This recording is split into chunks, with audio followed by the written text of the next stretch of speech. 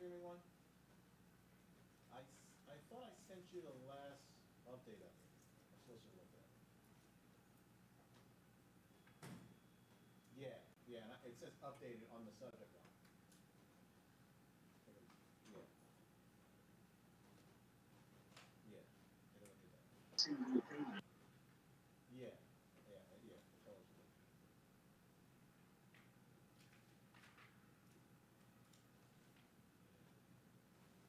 Yeah, we're fine with that.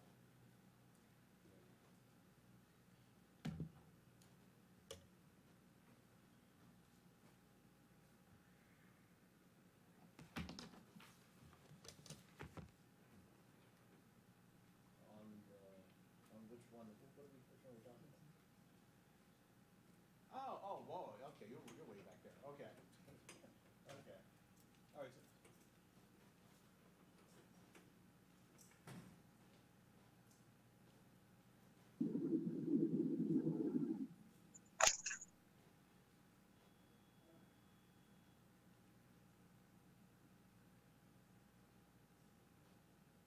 All right, I'll take care of that.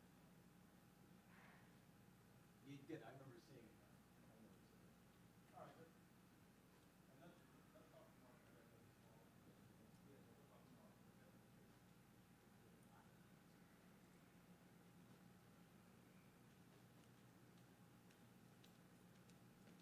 Are you the host? Okay. I just need. Or maybe Eddie. I just need to share the I don't know. screen. Okay, yeah. Let me call Eddie real quick. See if he's on. Is he even on yet?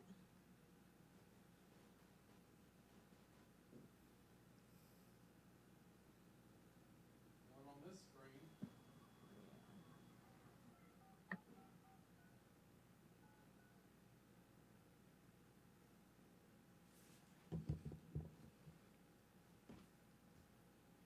WTAE's there. I see. Oh, wow, they could see me. Hold on. I want to put my camera off. Am I not muted?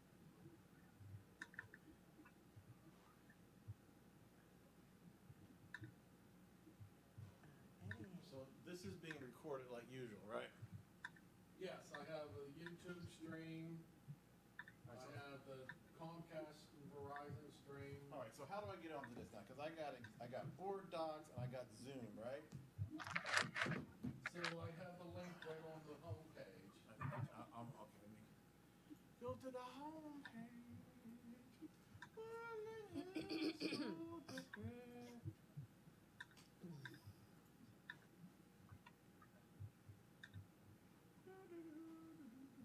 Right on the news page it should be in. Oh. You do that too. Okay. Okay.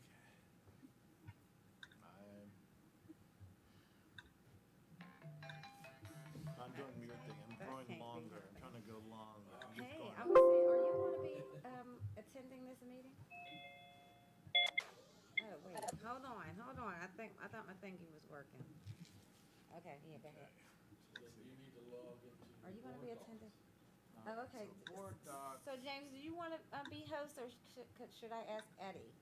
Is Eddie here? He's going to be on. I'm talking. I'll host. Okay, Well, no, let him no. host it. Let him Oh. host it. But he has to record the committee meeting. Oh, Okay. wait, was that recorded through Okay. Zoom? We That's never fine. normally do record committee meetings. Okay, don't record it I then. was Okay, gonna don't stop record it. recording Okay, the board Mr. meeting Harris, at can you adjournments. do the Okay, hosting? let's see here. It's wait. Don't tell me. Okay, so when you clicking on, so I can give it to you. I used to have trouble with that, but now I know. Okay, special All right, bye. select meeting. All we have is this one anyway, just one item on it. So do we need to have the school board display? Yeah, because the meeting. the board votes, Okay. but we athletics. Permission to proceed with false board. School, I didn't look at this one. Okay. Eddie said he's going to click on in about 2 minutes, Okay. So yeah. and then you I'll just make need him to- the host. And then allow me to share my screen so Oh, I can bring up your scoreboard. Oh, I can do that right now. Okay. Do that. Make me co-host, okay? Okay, Just in case. so I don't know how to do that. So I must not be the host, because it says host disabled participant screen. I didn't disable anything. Oh, Jiminy, come on. Let's see. Oh, there's a button down here that says claim host. Do you have that too?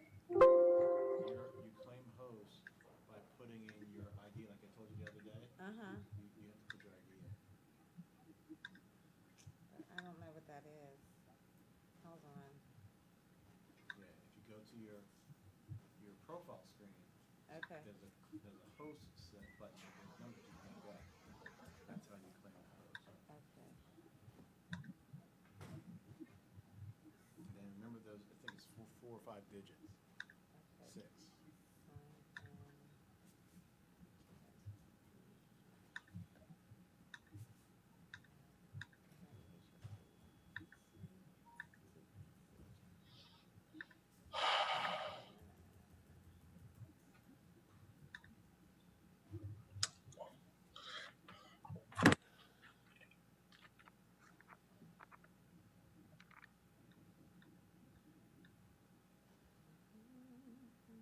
You find it? So I'm on the profile screen. Now where do I go? You got to go down, and there's a host key. You're gonna make a number password for yourself. So do I open this meeting to do that? No, go down. No, your profile. Where's your profile? Settings. Scroll. No, you got to go to your account Profile. and scroll down. No, it's under. No, it should be your role. Well, whoever host is. Who did this meeting? I thought I did, but maybe Steve did. Profile. Go to profile. Scroll down. Okay. Keep going. Host key. Right there. Okay, Show. show. That's your host key. Okay. Remember that number. When it says claim host, you put that number in. Okay. You can make it whatever you want. Okay. Right now.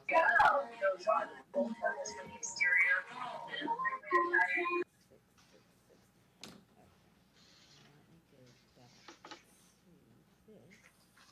And claim host.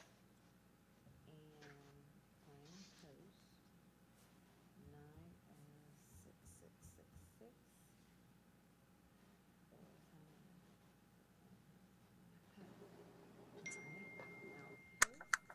And now let me make Eddie the host. Where is he? Good afternoon, Mr. Wilson, or should I say good evening? Yes. Good afternoon and good evening, Mr. Corsi. So I will, as the host, I'm just going to tell you, because we're going to get started in a couple minutes. We're going to chop our 30-minute segment into 3 portions. I'm going to introduce it. Yeah, I'll have a 10-minute portion. Dr. Conti will have a 10-minute portion, and Dr. Woods will have a 10-minute portion. All 3 of us will need to share our screen. So if you can just grant access, I'll cue you. You don't have to remember who goes when. I would never dare put that type of responsibility on you.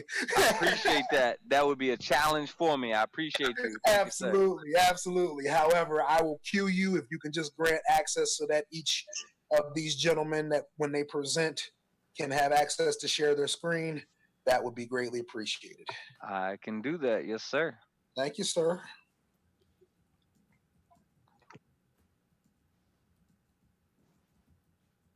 Okay, I just told him to make you co-host too. All right, let me get him down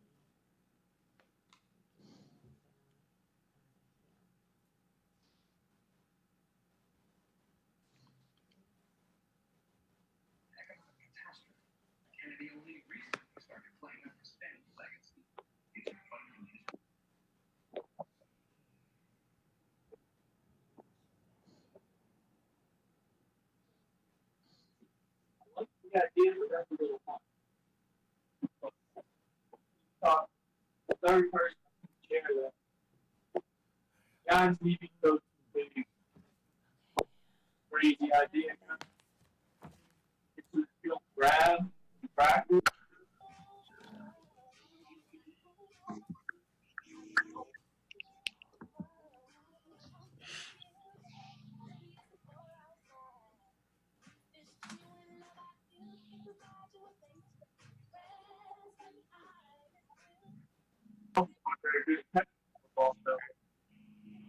I still want to go.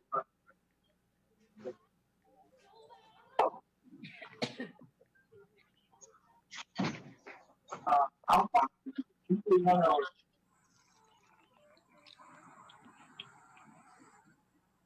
Oh, you brought me in the meeting. Okay.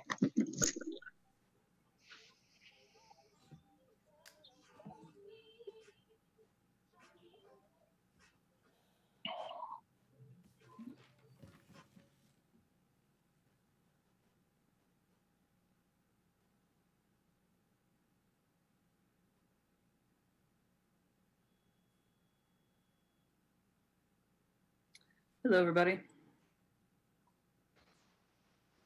Good evening, Miss Glasser. Hi. Hi, James.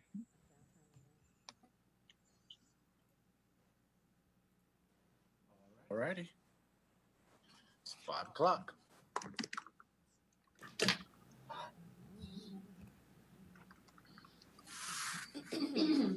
Are you going to do the roll call? Okay. Alrighty. Oh, ready? I mean, yeah, I gotta wait for David. yeah, well, 5 o'clock. Miss Glass, are you ready to go? Ready to start? I'm just checking to see who we have board member wise. 2, 3, Um, 4. Looks like 4. 1, 2, 3, 4. It's Mike Belmont. I think that is Mike Gigliotti. Yeah, that's me. There's Mike Belmont. I see him now. Could you guys rename yourselves with last names? Can I ask everyone to do that actually? Add your last name to your screen name so that we can see who is who.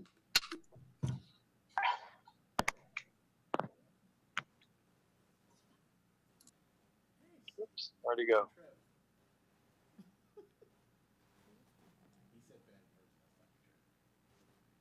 Let me make sure.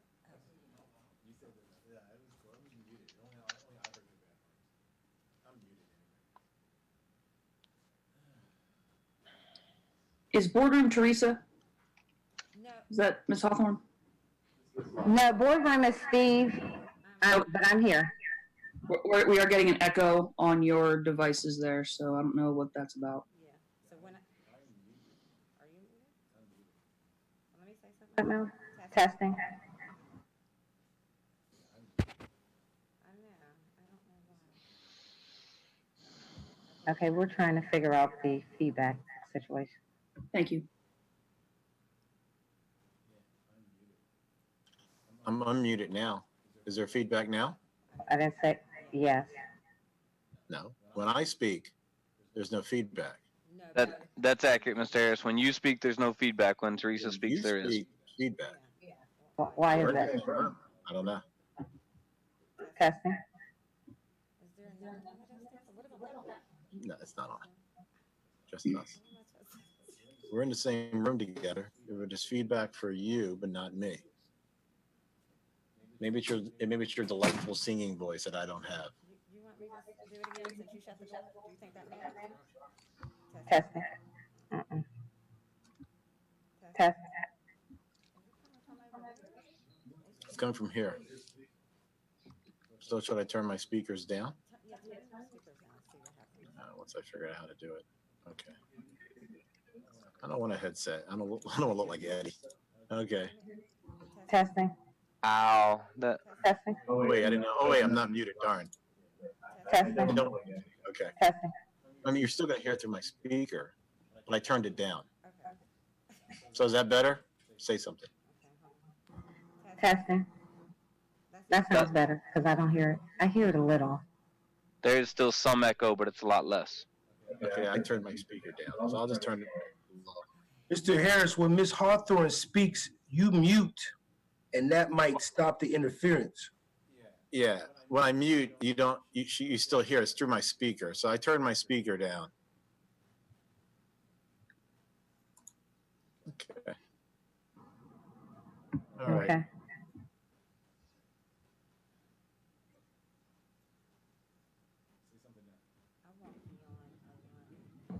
Testing. Test. Okay. Hello, it's Candace. Good evening. Thank you. Okay. Mr. Lawson Ms. Lawson and Mr. Graves are not on as yet. Mr. Graves just came on. Great. Okay. I'm waiting for a second. Okay. We'll give Ms. Lawson another minute, and while we're doing that, I will just going to give everybody a brief overview of what this evening looks like. As you know, we're convening momentarily a special meeting to discuss the fall athletic season. I appreciate all of you being here for that purpose. We will have that discussion and conversation, including a presentation from Mr. Corsi, Dr. Conti, Dr. Woods, and board discussion on that question, along with opportunity for public comment, I expect.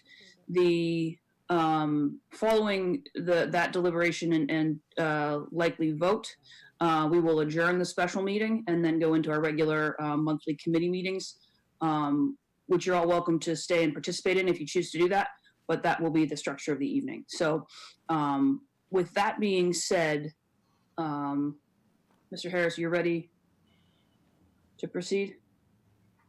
Okay. We are. It's like a board meeting. Okay. So with that being said, I will call to order this special legislative meeting for the Woodland Hills School Board of September 1st, 2020. Ms. Hawthorne, will you call the roll?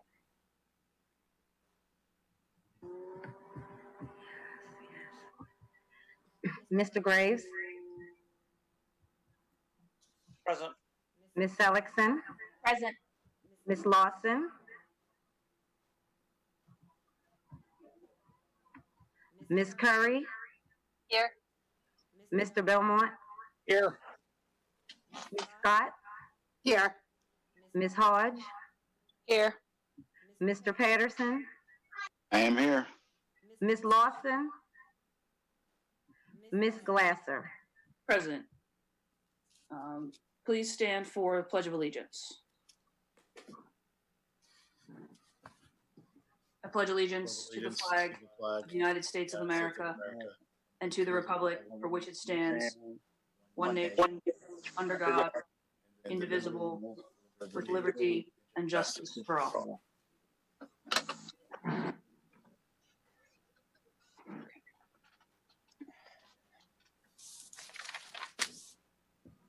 Okay.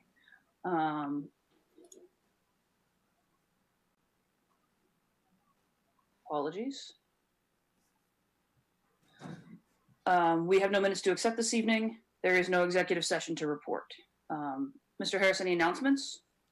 The only announcement that I have is that school has started, and there is a call that's going out every evening to remind families to have their children online during the day. So please remember that school has started. If you're having problems logging in, please contact the school. However, school is in session. These days count. So please make sure your children are signing in and are participating. If you're having problems, please contact the school and we can assist you. But remember, school is now in session. We started last Monday. We're continuing following the general schedule that was sent out. So please participate daily. It's really important. We do take attendance, and these grades do count. Thank you. Thank you. Any other announcements from board members? Okay. Ms. Glasser, can I make a motion? Sure, Mr. Belmont. It's a little early for that. Well, just to move public comment to the beginning of the meeting when we get to that point. Okay. I would recommend, my suggestion would be we do that after presentations, if that's okay with board members. that okay? Ms. Belmont, is that okay by you? Yeah. Okay. Is there a second for the motion to hear public comment following presentations?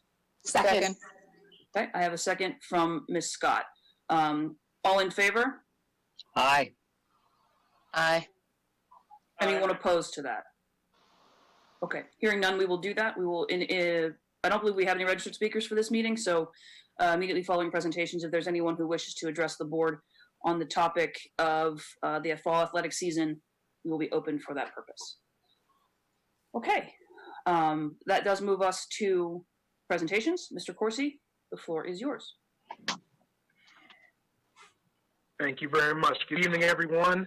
I'm just going to give you a brief overview of what the presentation is going to entail, and then I will start my timer so that we can keep this in a timely fashion.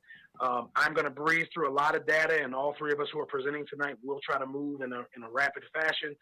So if anyone has any questions at the end of said presentation, please feel free to ask away. So this evening, obviously, we're talking about the continuation of fall sports, the fall sports season in athletics here at Woodland Hills. This presentation is going to be broken down into 3 pieces. I will introduce the presentation with some data and information based on what our area schools are doing, what the state of Pennsylvania is doing, so on and so forth. Dr. Conti, who is an emergency room physician and is also our associate head science coach, present you some data on some scientific facts and figures. I'm getting some bad feedback. Is anybody else getting that? I am. Yes, Mr. Corsi, you're breaking up quite a bit. Yes, I am. How we move forward in the feedback in the community. Then, Ron, you're breaking up. We can't really hear you. Can you hear me now? You're breaking up. That seems better. Yeah, I got a signal saying weak internet. I don't know what's Like going you're on. transmitting from Mars. You're breaking up. It seems better now. Hold on, I'm going to plug in, and Dr. Woods told me to do this, and I completely forgot to do it. I'm going to plug in my computer. Oh, I don't think I have Ethernet. I don't have an Ethernet port. All right, we were going to plug in the computer to the Ethernet port, but I don't have one on this Mac, on a Chromebook. So I'm hoping this works. Please, by all means, if you have problems hearing me, if there's some distortion or anything, let me know, and I'll try to repeat. And like I said, I don't want to belabor this, but I'll repeat if anything is lost in translation. Okay. Okay? I'll wave at you. All right, appreciate it. I do need to upgrade. Dr. Woods is making fun of my Chromebook. So with that being said, the third part, as I said, is Dr. Woods is going to speak to the social, economic, and the emotional impacts that athletics can have within our community. And then we'll open it up to questions from the school board, and then obviously any questions from the community and our stakeholders. So that being said, I'm going to share my screen with you guys.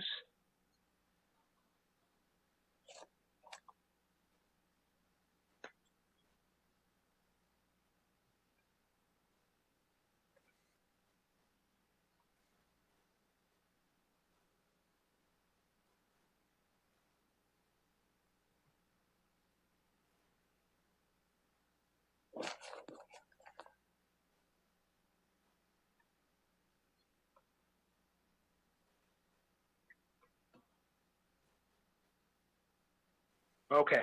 Can you guys see the presentation? Mm-hmm. Yep. Okay, excellent. Dr. Woods is 100% right. I definitely need a new Chrome because this thing is acting goofy. Okay, so I'm going to start my timer. Like I said, I'll breeze through. If you have any questions, feel free to ask. So obviously, like I said, the topic of this presentation is returning to sports while dealing with COVID-19. So the crux of this presentation is that athletics are a vital and integral part of the student experience at Woodland Hills. And the purpose of the presentation is to advocate for the continuation of the 2020 fall sports season using data and best practices to ensure student and community safety. These are pictures of all of our varsity sports teams from last year. Please don't overreact because there's no social distancing happening because this is from last year. If we were to have picture day this year moving forward, we will definitely enact social distancing. This roughly is about a third of our fall student athletes because these are all varsity sports teams. None of the junior varsity, the freshman, or junior high teams are represented in these photos. So I've been asked a couple questions over the last couple weeks, couple months about what are other schools doing within the state. And so I wanted to just give you guys kind of a background of where we're at as far as the PIA is concerned, and then as far as what the WIPIA is doing locally.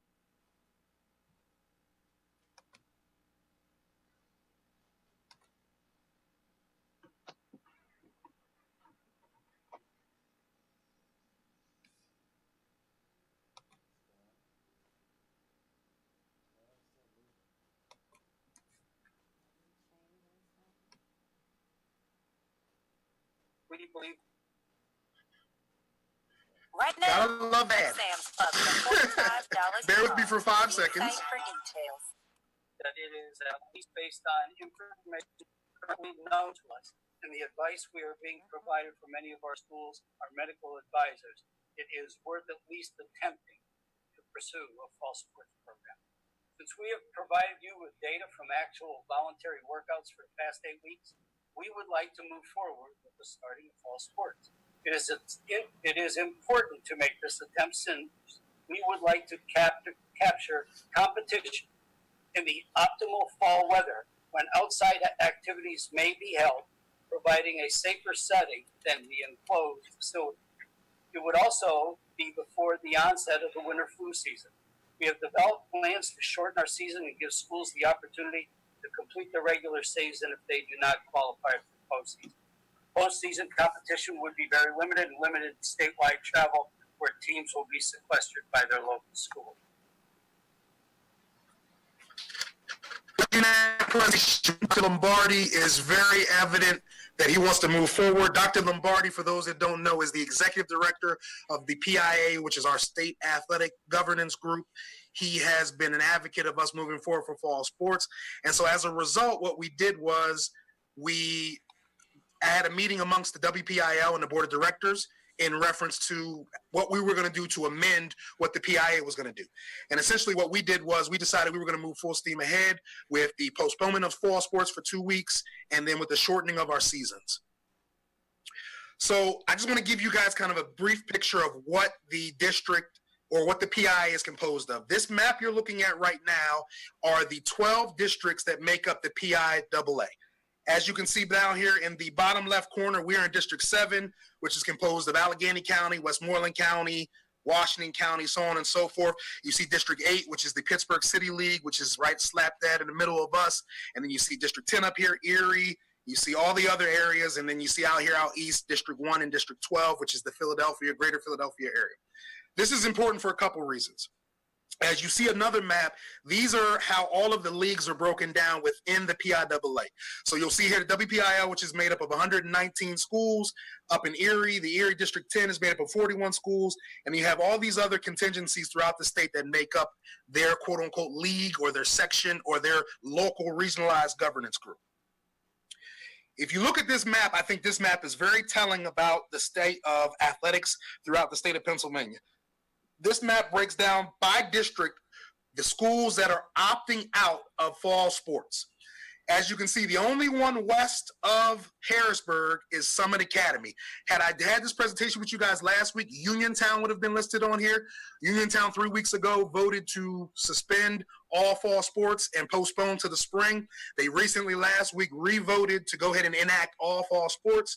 Under new data and no new scientific information that they received, their school board members said that they felt that it was at least safe enough for them to give it a try, and then if we have any complications moving forward, to shut it down if need be. So I think this map is very powerful in the sense of this conversation and this dialogue we're having, because if you notice, the large population of schools that are quote-unquote opting out of fall sports are all here in the southeast corner of the state, the greater Philadelphia area, and as we know, that area was hit with a lot more cases of COVID-19. The mortality rate was higher. The cases of positive cases were higher. And so that cluster in the greater Philadelphia area has decided to suspend, postpone, or cancel fall sports. You have 2 or 3 here in the middle of the area of the district, which is District 3. You have a couple up by like the Reading, Berks County area. And then after that, there's nothing really west. So just a quick breakdown to follow up what we just shared. If you look at, there's a local publication that does all Pennsylvania State high school sports. It's called Penn Live. and they pinned a basically comprehensive list of all of the schools, districts, all the entities that have decided to opt out. And so again, the second time, I'm not going to go through this individually, but if I will send this presentation for you for review, it actually goes through all the districts of areas and the schools that have opted out, the schools have decided not to move forward. And as you get down to District 7 and District 8, which is essentially our backyard, like I said, Uniontown, which is no longer on this list, has decided to participate. Summit Academy is the only. And in the school district of Pittsburgh Public Schools, which we initially thought was going to opt out, voted last week in a 9-0 vote to proceed with sports.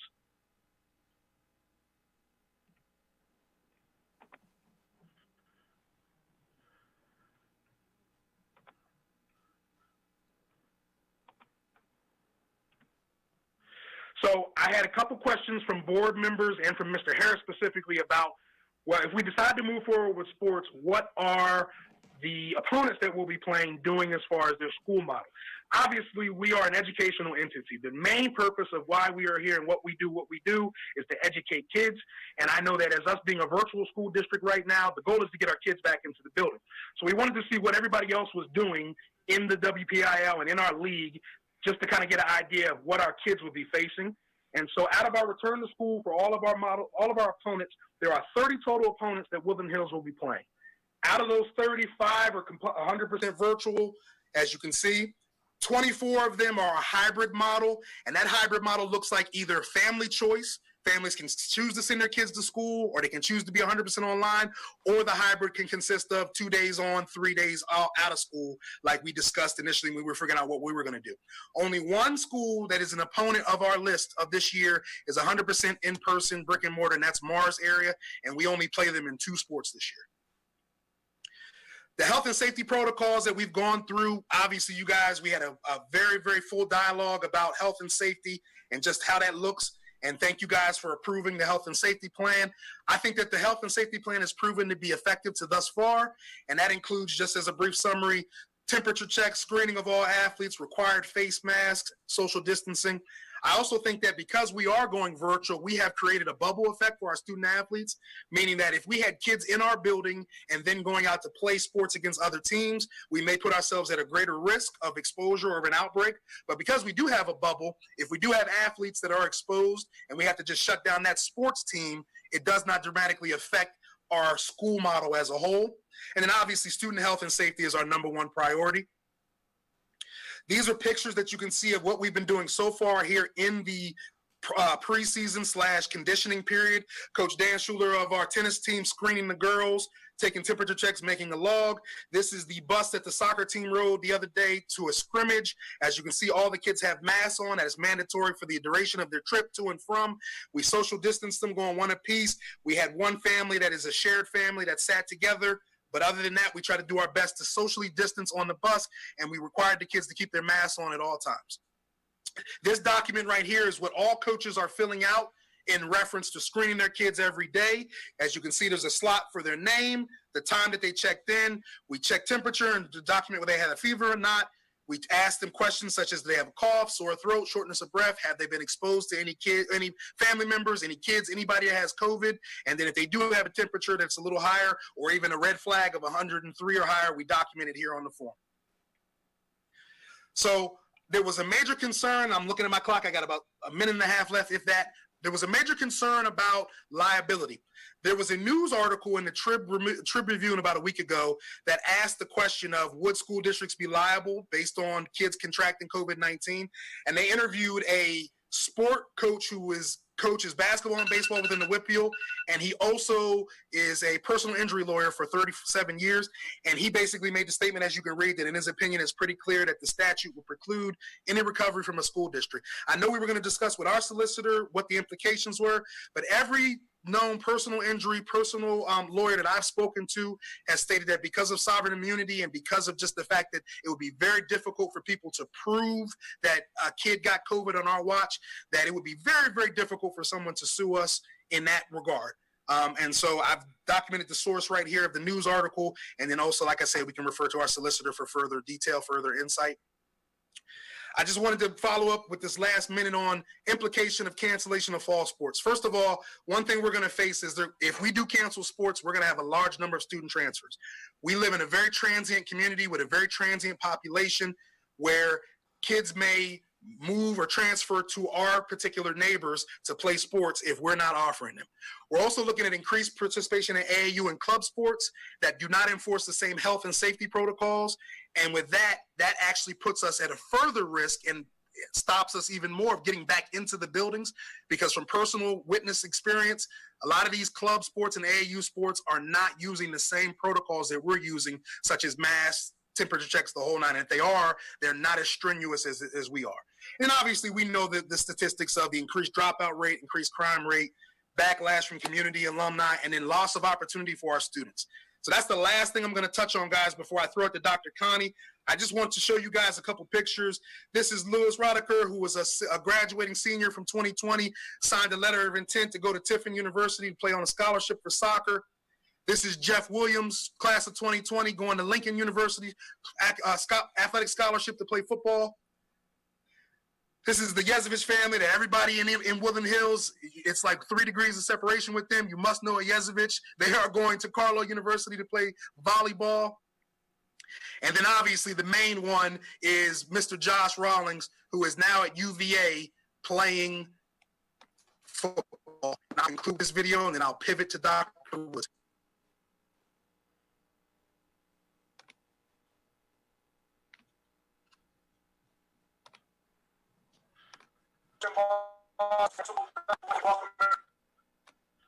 Family, director, on behalf of our head football coach Tim Boston, our principal Dr. Woods, I'd like to welcome everyone here.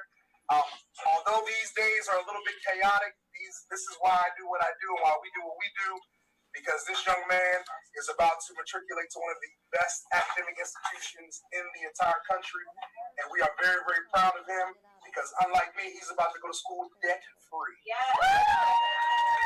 So we are proud of Josh. We are proud of everything he's accomplished, not just on the football field, but in the classroom as well. At this time is the moment of truth. He's going to sign his national letter of intent, and then we're going to celebrate it. So for the sake of time, I only had a couple more slides. The last thing I'll leave you with is obviously we know that sports are transcendent, sports create opportunities, and I would just implore you guys to consider the continuation of fall sports. With that, I'll pivot to Dr. Conti, who will now approach the scientific and the medical data that supports us moving forward. Dr. Conti? We can't hear you, Doc. Can everybody hear me now? I hear you now. Okay, perfect. Well, thanks for the opportunity. I know that there's at least one news outlet that is listening, and you know, when your mother-in-law tells you that someone mentioned your name on the news, you want to make sure that the information is correct, just in case they are listening. I am not affiliated with UPMC because apparently that was stated sometime this morning. But I'm really talking today as an emergency physician, but as a coach of a great bunch of boys, 34 of them right now who are playing varsity and JV soccer. This is my first year in that coaching role, and we had a wonderful time yesterday in our first scrimmage. We had a successful outcome and had a safe environment, both on our bus and on our bench. And also we found that the McKeesport coach and athletic director and safety personnel created a very safe space for all of us. There were no fans in the stands, and between the referees, the two teams, and the safety staff, we had a wonderful time yesterday. Can everyone see my screen? Yes? No, sir, not at this moment. We can only see. Okay, hold on just a second. Let me let's see. How about now?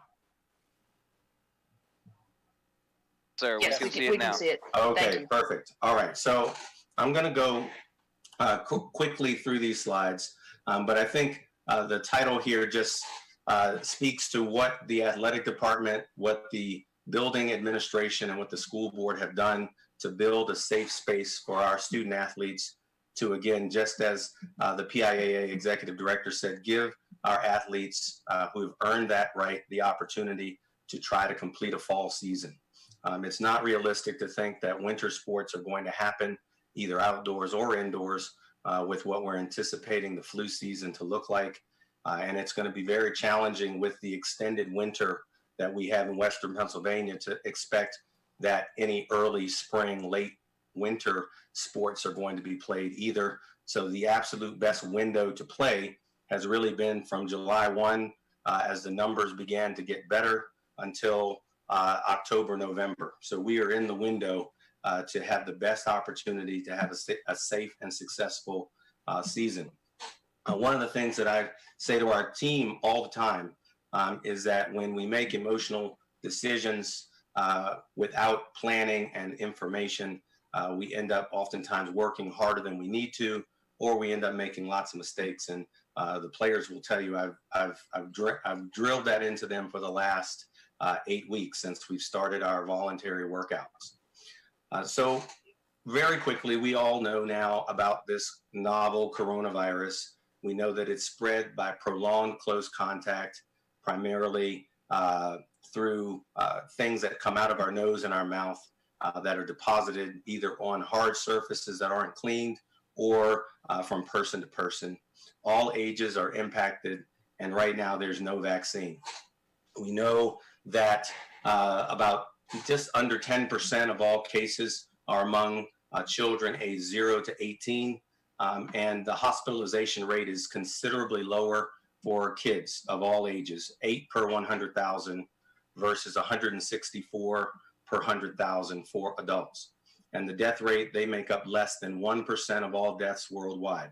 Now, again, that's no consolation if that is your child or a family member, but from an epidemiologic standpoint, the likelihood of a child getting severely ill or dying from COVID is still extremely low worldwide, and even lower than those numbers in certain places.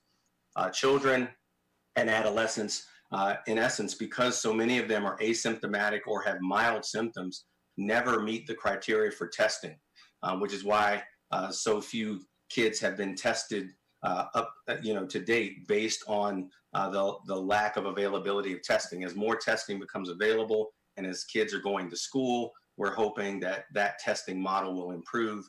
But right now, if we just look at symptom-based criteria, most kids are not going to meet the criteria to be tested because up to 90% of them have either no symptoms at all or very mild symptoms. This 45% seroprevalence rate simply means that even when surrounded by coronavirus, kids are somehow less likely to catch the virus, so to speak. And we believe now that that may be due to some level of increased or enhanced immune fitness within the immune system of our children and teenagers. I think this slide certainly gives us some point of reference. So if our reference group are the 18 to 29-year-olds, all of those partiers who went out after we were sequestered all winter long and went to beaches and clubs and bars and vacations and then caused these nationwide spikes in numbers, if we use them as the reference group, you see our high school age kids are 9 times lower than that reference group to be hospitalized and 16 times lower less likely than the reference group to die from coronavirus compared to the highest risk group at the bottom, which are those nursing home patients, which still represent by far the largest group of hospitalized ICU patients and deaths due to coronavirus. So again, it's a group that tends to have mild symptoms, if any symptoms at all, and are far less likely to be hospitalized. We know that these are some factors that can increase risk: crowded environments, prolonged close contact in closed spaces, and the duration of exposure. And our county has done a really good job of defining those things in such a way that it makes it very clear for organizing entities such as school sports programs and schools in general to kind of follow some guidelines to help minimize those risks. These are some factors that reduce the individual risk, and we know that using a proper face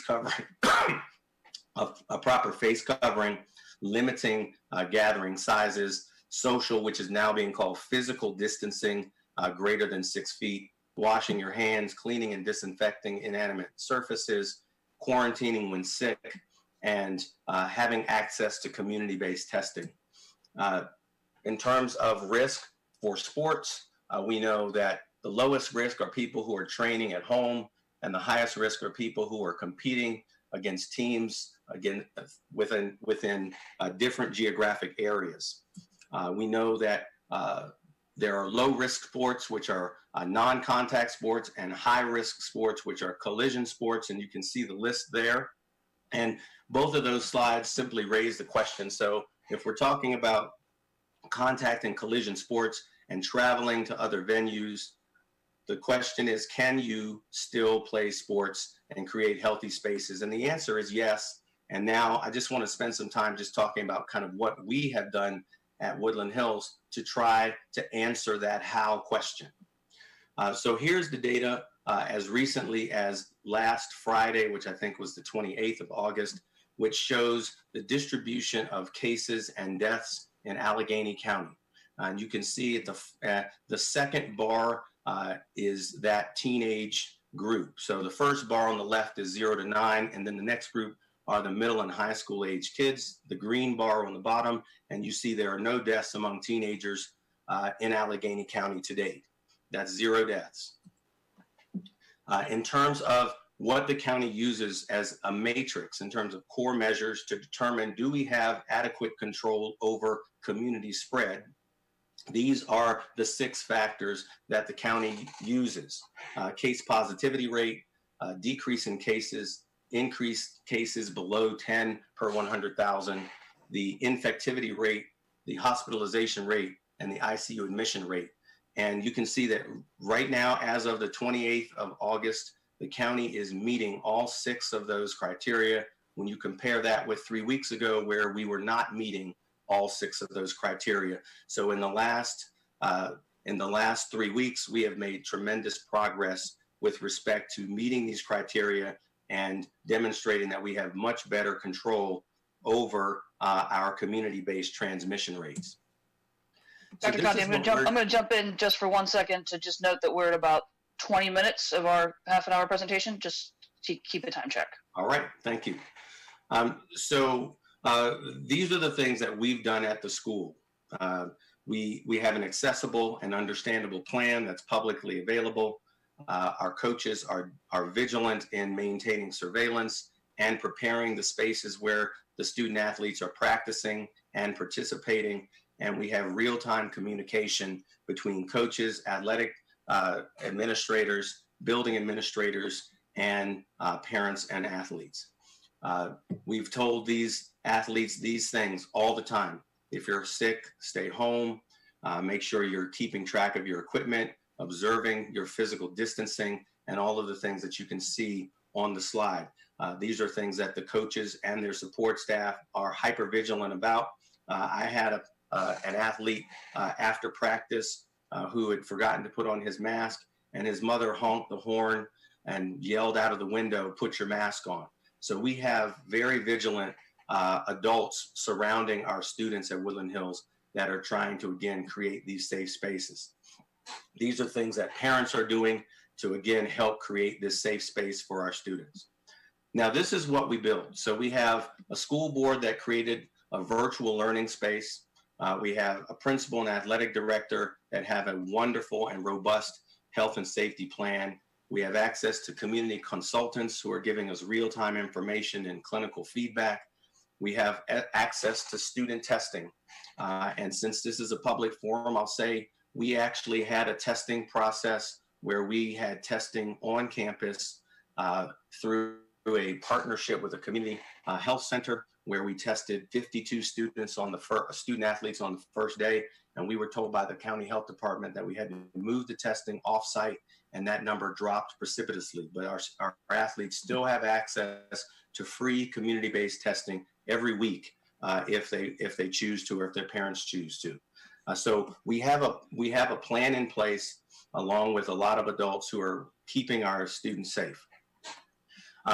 We built a mechanism where This year, because it was so difficult to have pre-participation physicals, I was able to help and participate in physicals for about 50 to 60% of all of our fall sports athletes. And I made it a point to be vigilant in communicating to them the importance of all those things we talked about to keep themselves, their families, their community, and their teammates safe. Because we built it, the kids benefit, and I'm sure Dr. Woods is going to talk about that, but there are so many on and off the field benefits to participating in sports.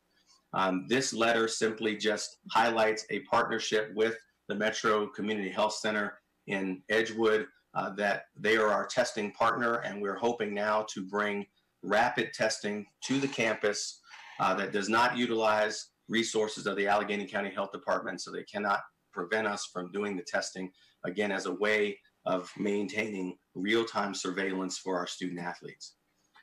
If we don't use what we built, they're going to play somewhere else. This is an AAU basketball tournament, and you can see an AAU volleyball tournament, lots of paying customers. They're not going to police people wearing masks and observing social distancing if people have paid to enter and participate in the event. We can control the spaces that we've created much better than if these kids go and play somewhere else. A lot of our students will pay more, and Mr. Corsi talked about that. A number of our students rely on sports-based subsidy to help them afford going to college. And most importantly, because we built it, we have access to real-time data, we can always change our minds if the data direct us in that direction. And so this is, again, just as the PIA executive director mentioned, we don't have to be all in without a stop point or a point where we need to make a course adjustment. I think we have the means and the communication in place that we can make those real-time adjustments if we need to. And finally, just to summarize, so we have access to data, we have the ability to control the environment, we have the ability to communicate and use good judgment and change our minds if the data direct us in that way. And we should trust the plan. It's been working for the last 8 weeks with our testing, with our surveillance. We have a process that we need to trust and people who are invested. And all of that to say that all of our athletes have earned the right to at least attempt at a fall season. They've been working since July to that goal. And I think that we have positioned ourselves as a school district, and the county has positioned itself well to give these kids a chance to play. And I'll be happy to answer any questions at the end. Thank you. Thank you, Dr. Conti. Let's pivot quickly to Dr. Woods, and then we'll open it up for questions. You can make it available so I can share my screen, please.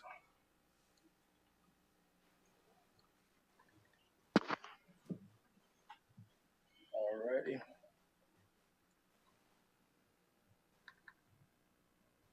Can you guys see the screen? Yes, sir. We Yes, can. sir. Okay, thank you. Today I'm here to talk about the social and academic benefits of team sports, and I threw in extracurricular activities, being that what happens with sports is going to roll over into what we could do with our clubs and organizations. And listening to the feedback last year, the biggest issue parents had was they wanted more contact with the school. So team sports and real world skills. The very nature of team sports provides student athletes with the opportunity to cultivate real world skills such as communication, teamwork, time management. As you can see there, I won't read through all of these because I know we're short on time. A study conducted by Maslene shows that team sports positively affect what she identified as the 5 C's: competence, confidence, connections, character, and caring.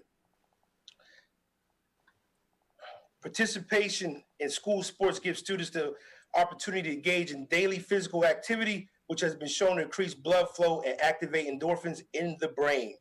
The chemicals impact students' moods, work performance, confidence to take on new challenges. Studies show that more than 97% of student athletes graduate from high school with higher GPAs compared to the students who do not participate in sports. We heard the story about Mr. Rollins. The gentleman, the picture directly below Mr. Rollins, I'm not going to mention his name, but that gentleman there, both of his parents are deceased. The gentleman opted to play in the football game the same week that he buried his mother. So that gentleman is without either one of his guardians. It was through football, it was through athletics, it was through the partnership and the relationship that he built in school that I'm proud to say right now he is on scholarship at Notre Dame College of Ohio, and he called myself and Dr. Demico to let us know that he checked in and he's doing well. So these are the incidents and these are the opportunities that we want to keep in mind when we're making our decisions. Participation in sports has a positive effect on emotional development. It provokes better memory. It enhances creativity, improves mood, it increases concentration, and it positively affects problem solving. Playing sports not only improves the social skills of athletes, but it creates great opportunities for introverts to develop the communication and necessary skills. According to the Pediatric Center, Round Rock, there is a direct correlation between sports participation and crime reduction. With no hobby or leisure activities, teens usually end up in the streets. That leads to alcohol, substance abuse, drug abuse, and even more severe crimes. Sports helps to keep our students occupied and in good company. While benefits of playing sports are abundant, sports can only indirectly improve community safety, create a better social environment. Here's a couple pictures of our students out in the community making a change, advocating for a better today and a better tomorrow. Friendships made playing sports can be led to great professional networks. New friendships mean new connections in a bigger social circle and network, which again can translate to career success later in life. Building relationships and learning to respect yourself and others can be applied in all aspects of life, which result in less violence in the schools and the community. Through our PBIS efforts, what we call WWW, also known as Wolverine Work Wednesday, we were able to reduce violent offenses by 70% by building a sense of self-worth and school pride. Athletics and our clubs and organizations help build that. Sports teach us to respect people and institutions that are above us, like courts, law enforcement, work, supervisor, coaches, teachers, and parents. Some of the biggest rivalries in sports where the athletes are competing at the top notch and at each other have long-term lessons where they respect each other off the field. Here's an example of Judge Arnani coming in and doing his leadership club. Here's an example of local law enforcement coming in, speaking, working with the kids. And then we have our roundtable events where we have guest speakers come in. Team sports teach student athletes to value hard work and delaying gratification. Even the slightest improvement will enhance self-esteem. A first basket, a block in a soccer game, a winning set, a tackle, a community social justice event, a musical performance, all minor accomplishments that can lead to major feelings of positivity. Another emotional benefit of playing sports is empathy. Empathy means that we care about each other. In sports, teammates work as one. They support each other, they motivate each other, and they care about each other. When you have empathy, you are better able to translate to the real world through someone else's view, not just your own. And with that ability, you have power to be good, and as I say, be the change. By participating in team sports, students learn to control their emotions, victory, defeat, happiness, disappointment. Sports are made from emotions. Over time, athletes learn how to control their emotions and act through rather than the impulse. More importantly, students learn how to deal with loss. Life is one long path of victory and defeats, and competitive sports teaches our young athletes how to act in these situations. Music is also a necessary element in many students' lives and leads to a sense of accomplishment, enhanced determination, coping skills for adverse situations, identifying information. So in this situation, I included music and extracurriculars because we plan to have the band be a part of it. And we know that our students live for these performances. Our students strive for these performances. These skills equip our children who are better able to cope with anger, express their emotions, and more effectively be positive members of our society. Musical activities give students the opportunity to build real-world life skills such as self-discipline, time management, ability to manage stress, communication, ability to work well with others. Music continues to be a necessary element in many adolescents' lives that some adolescents are able to argue is essence for their survival. And I had a student last year, he was on the verge of being, ineligible, and he came in and expressed, this organization, this play is the reason why I get up in the morning. This is the reason why I come to school. This is the reason why I get out of the bed. So adolescents maintain music as a meaningful part of their identity as consumers of music in class and in the band. In our commission report, Objective 6, page 14, recommends that each student become involved in at least one extracurricular activity. At a minimum, each student should be involved in one activity to build a sense of ownership. Let us use fall sports as the guiding tool or the guiding light to learn from so that we can get the music organizations going, get the clubs going. We're not in a stay-at-home order, so we do have the ability to gather in small groups and utilize the appropriate means and necessary. I stole this from Dr. Conti. If we build it, they will benefit. Dr. Conti outlined the benefits and risks this decision will have on our students on the field and off the field. A negative outcome has the ability to have long-lasting social and emotional scars, which can last well beyond the school days. I support and am in favor of starting the season under strict guidelines and oversight by our athletic committee, our administrator, and our coaches. All of the necessary components are in place for our return to play plan. We are not in a stay-at-home order. We were in the spring. We are more equipped and knowledgeable about the pandemic and the spread of the virus than we were in the spring. We have the necessary PPE and social distancing components outlined by the CDC. Lastly, we have the ability to test students locally at no cost. Our return to play guidelines created by Mr. Corsi addresses these items in great consideration. The plan was vetted by the board. We submitted it. It was sent back to us. We submitted it. It was sent back to us. And Mr. Corsi made the necessary changes that it was approved, and the requirements are being implemented with fidelity from our coaches. The students are being compliant, and we are showing the process. Everything that I referenced was research-based. This is not opinionated. These were facts. Here's the research items that I pulled the data from. Last year, I had to address the calls from the parents, the calls from the seniors. The disappointment still haunts me today in regards to the sports opportunities that were lost, in regards to the musical not being able to be had, in regards to the prom, the graduation, the senior picnic. I volunteered to stand for 12 hours for graduation because I wanted to give them a meaningful experience. I will not be able to sleep with myself or handle this if we take opportunities away from the students that we are able to control. Last spring, we had no control.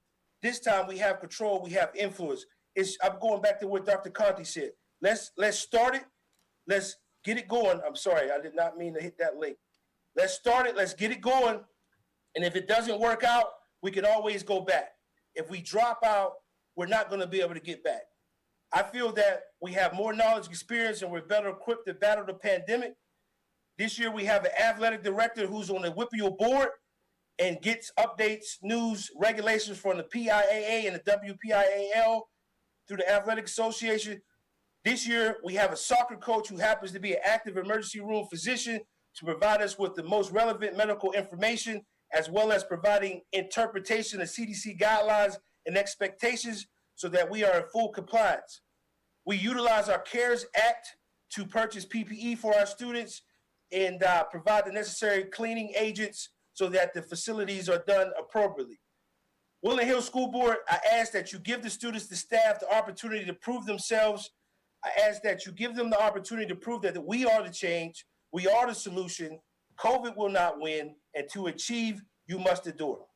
That's my presentation. Thank you, Dr. Woods, Mr. Corsi, Dr. Conti. At this point, we'll take questions from board members following the presentation. This is not an opportunity for public questions. We will have public comment following any questions from the board, but this is not an opportunity for the public to speak. But if there are questions from board members, we can entertain those now.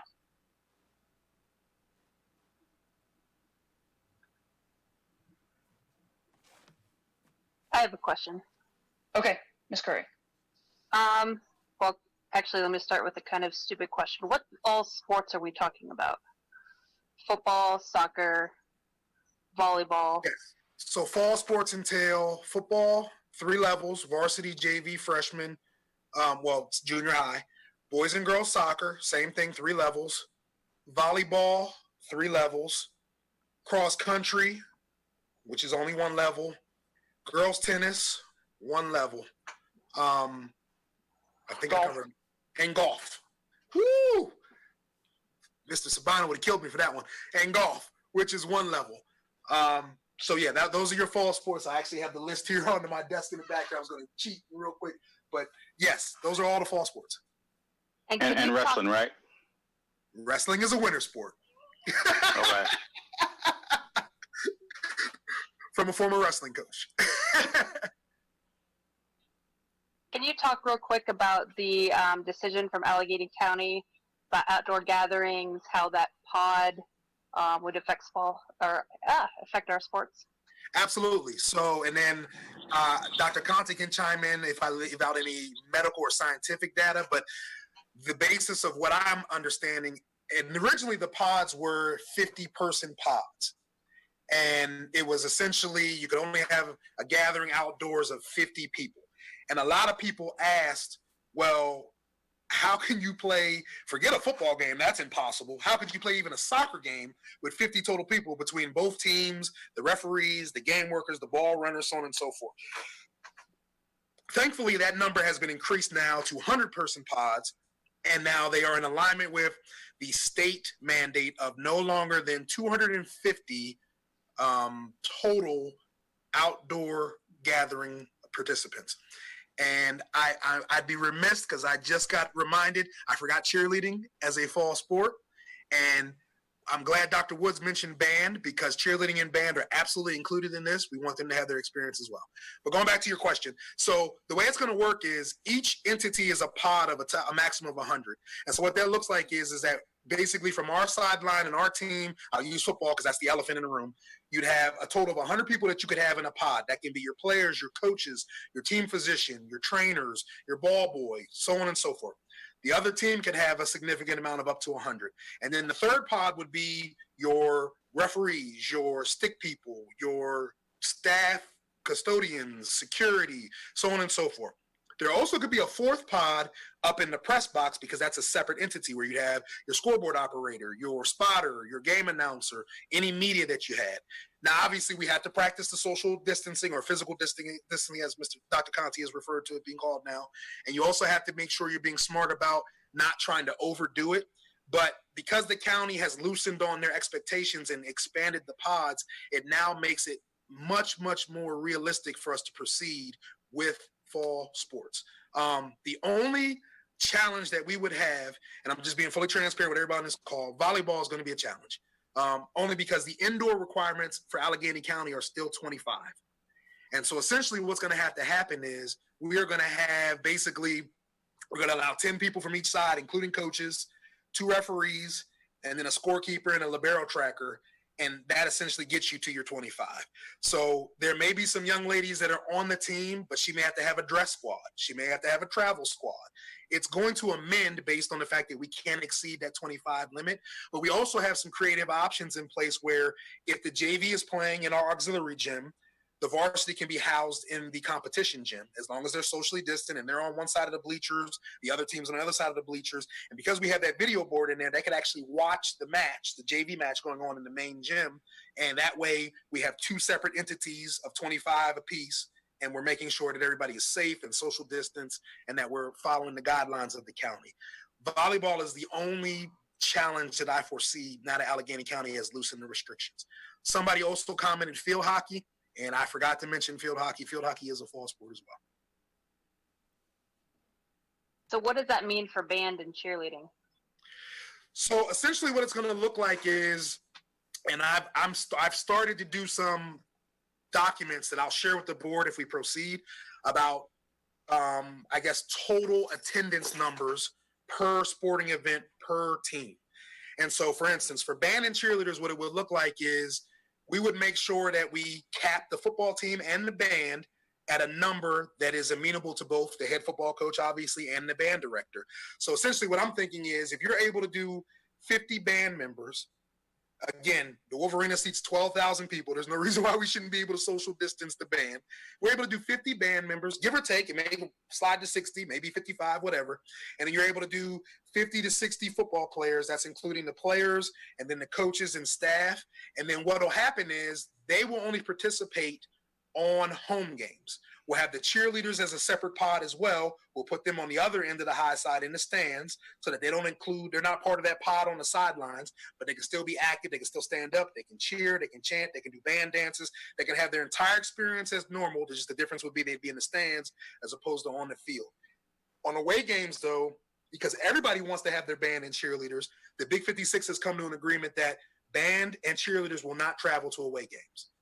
And so it kind of stinks from the standpoint that experience of loading up the trailer and going to the other school and cheerleaders being against their other cheerleaders and they're chanting back and forth. That's going to stink that they don't get to do that. But at the same time, we'll still have an experience for those students that just as much as our kids care about football, the young lady that cares about cheerleading, the young man or woman that cares about band, they'll be able to get that experience, especially for our graduating seniors.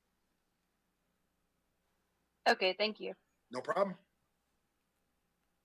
Am I correct, Mr. Corsi, that there will not be fans at any activities? There will not be any fans. And, you know, the hilarity of that is I've never, you know, for years we've begged people to work games. Don't think I'll have a shortage of any worker volunteers needed this year because people are going to look at any angle coming to see the games. But yes, the rule is no fans. And the reality is we could not get away with fans anyway with us trying to get band and cheerleaders involved. And then your game workers, your security, your media personnel so that we can broadcast the game so that everybody can watch. There's just no way we can get fans in with a 250 person limit. So just to clarify on the band, we have to cap the band at a number in order to meet guidelines, correct? Correct, but me and Mr. Shaw we were gonna meet last week. We postponed our meeting twice because it didn't make sense. The first time we postponed it was when we were waiting to see if the PIA was going to move forward. And then we postponed it again when we knew that we were going to have this meeting this evening because we said it doesn't make sense for us to discuss how we can move forward if we don't even know if we're going to move forward. So right. Assuming we move forward after tonight and the powers that be, IEU, say, all right, we're going to give it a try, me and Mr. Shaw will meet by the close of this week. I would love to accommodate the entire band, and I'm not really sure what their numbers are. So I saw somebody say about band getting cut. That is not the goal. I would love to get all of them in, and if we can at home and stay under that 250, I'll do everything in my power to do that.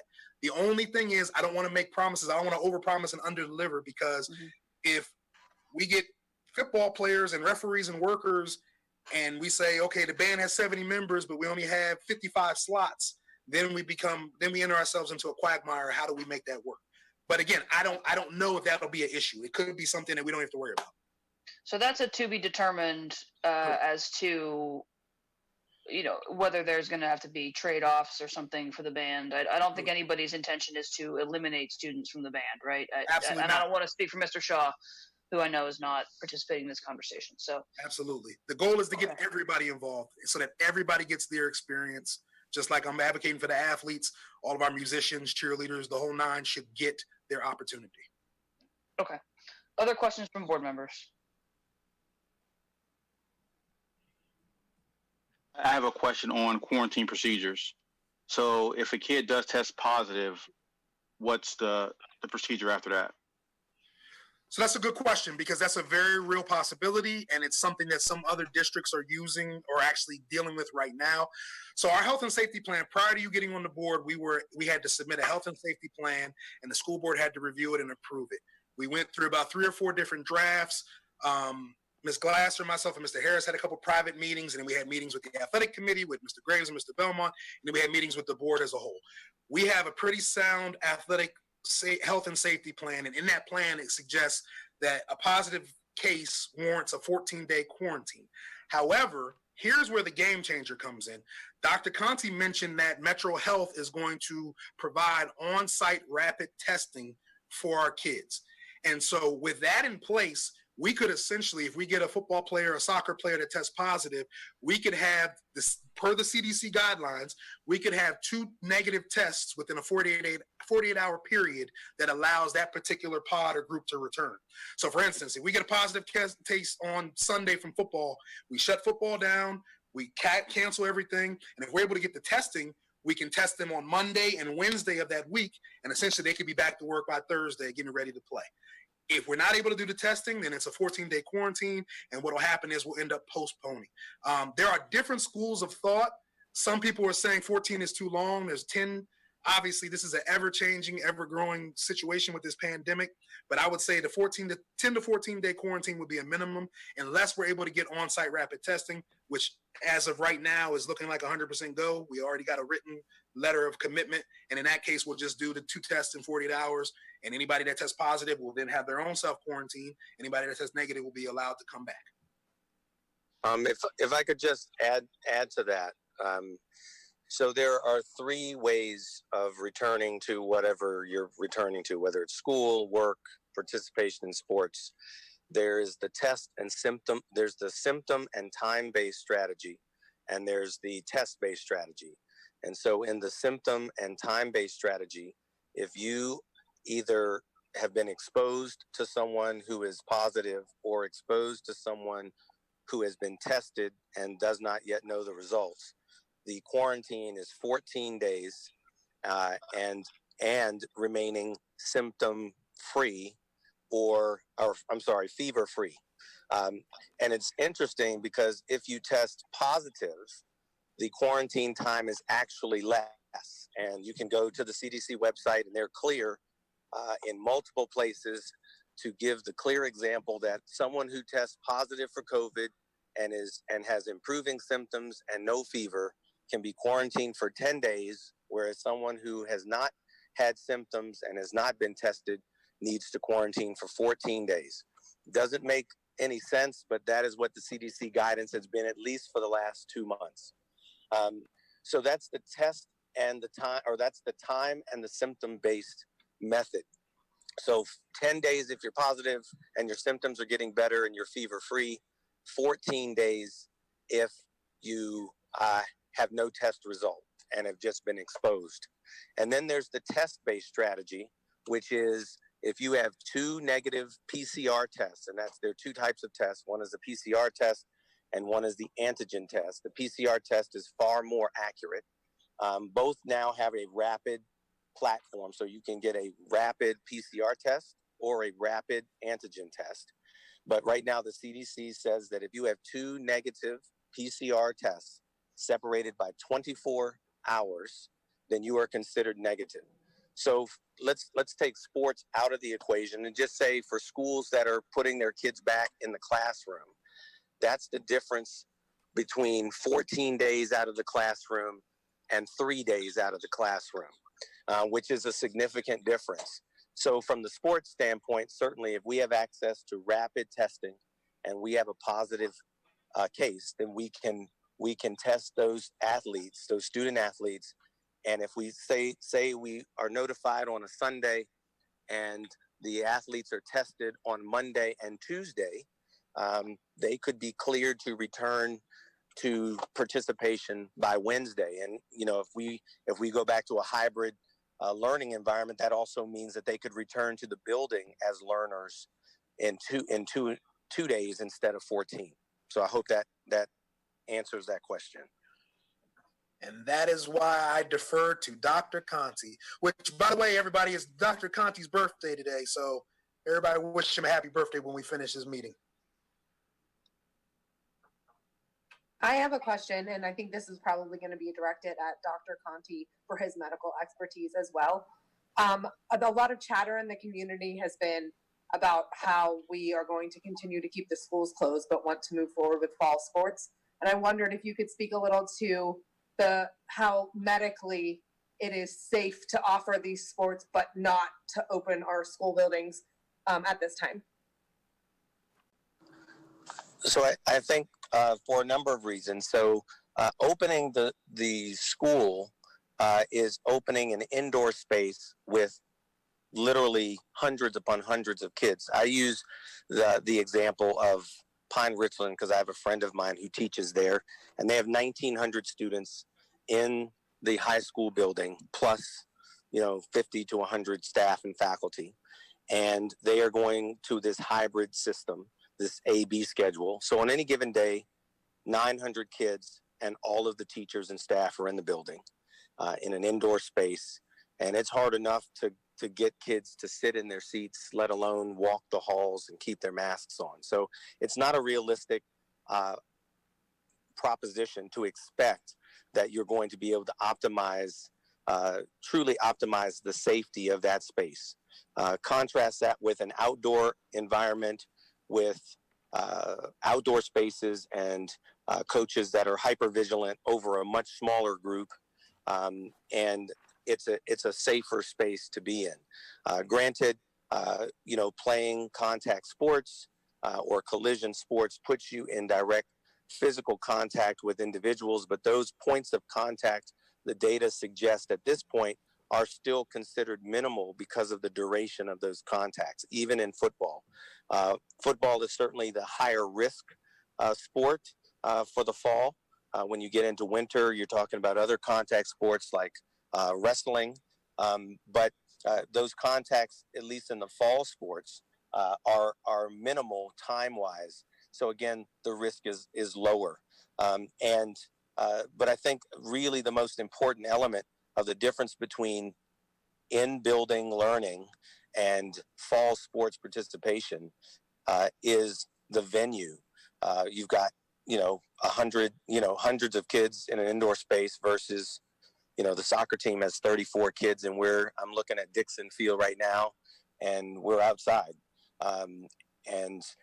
I would be much more leery as an adult who's now 52 on this birthday, if the kids were in school all day surrounded by, if I were the coach of Pine Richland, I'd be a little more leery to some extent, because I know now that my kids haven't been sequestered in a virtual learning environment all day long.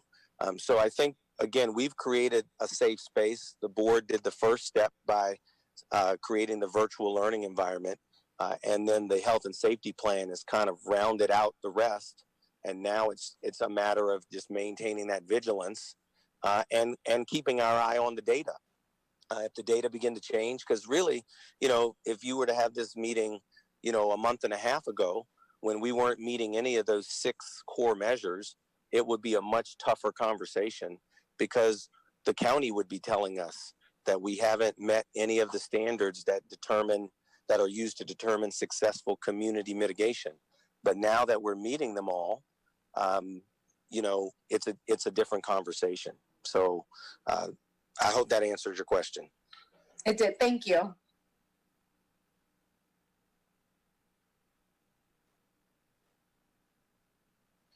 Okay, other questions from board members? I have some questions. Okay. First, I'd like to start out with talking about the pods. It's interesting to me that Allegheny County changed their group levels after there was an issue about PIAA and the state with continuation of fall sports. So my first question is, or it's not even directly to our presenters, but it makes me wonder: was that made for the best interest of health and safety, or was that made for the best interest of sports? Because it was everything was fine leading up to this point that we were only allowed to congregate with a certain number of people, and then once this became a sports issue, all of a sudden the numbers dramatically increased on how many people you're allowed to congregate together. So that's kind of interesting to me. The second thing is, I'm kind of not exactly sure what it seems like. Dr. Woods made it an attack on sports, and I don't think any of our board members, especially me, understand or know how important sports are to kids and how meaningful they can be. So with a lot that was said, it was almost like we're talking. This conversation is about sports during a pandemic. It's not a general conversation about or is Woodland Hills in the process of cutting its sports program indefinitely. No, we're talking about sports during a health crisis, and that's where our focus on. The other pushback is, I saw the picture of the bus and how you social distance on the bus, but here's I've been on football buses, and I know that's not going to be what the picture of a football bus is going to look like, because you have so many more players than you have other sports. I guess my most specific question would be that can be answered is the sense of I think our first interest as board members is to what can we do to get our kids back into a building. And unfortunately, to me, it seems like by allowing a fall sports program, then we're basically giving up the opportunity for our kids to get into the building during the fall. And then we know, as Dr. Conti said, there's going to be, it's anticipated that there's going to be a really big flu outbreak. So that also jeopardizes our opportunity to get back into the buildings in the winter. And I mention that because I get that all our athletes sign waivers, but if we ever do open the buildings, our general education students, our general students who are not part of these organizations, they don't sign waivers if this was if they were to get something because they have an athlete within their classroom. They don't get to sign a waiver to say, hey, unless we're going to start giving everybody a waiver and say, hey, if you come to school, it's not our issue. So, yes, we want to do everything to protect the liability of the district when it comes to allowing kids to play sports. And we'll allow the kids to sign off and write off their own, them or the parents to write off their own safety when it comes to that. But that doesn't say for the student who has no interest in sports and they're just in the same classroom with an athlete, and then we have an outbreak. It's crazy to me to think that we can do tackle football, but within that same standard, it says no chest bumps, no handshakes, no high fives. So, but we're allowed to go out and play tackle football under these same circumstances within the pandemic.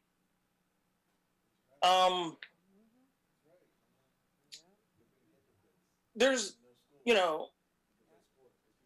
I'll stop there for a second, but I mean, there's a couple other things I like to address. But if somebody wants to chime in, one of the presenters, we can start there. I want to chime in. Hold on. Go ahead, Dr. Woodson. Go ahead. Mr. Graves, you made the statement that I made this an attack on sports. By no means. It seemed like we were attacking sports. No, like we were going to shut down sports. That's your interpretation, sir.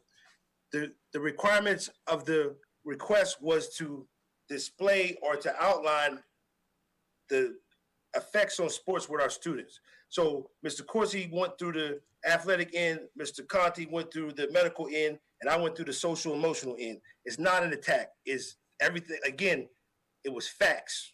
Everything I pulled from research. It wasn't opinion. It wasn't hearsay. So I want to make that clear. There was not mentioned to be an attack. It was to give you the perspective from the students, how the students and the families have the social emotional effect, not an attack.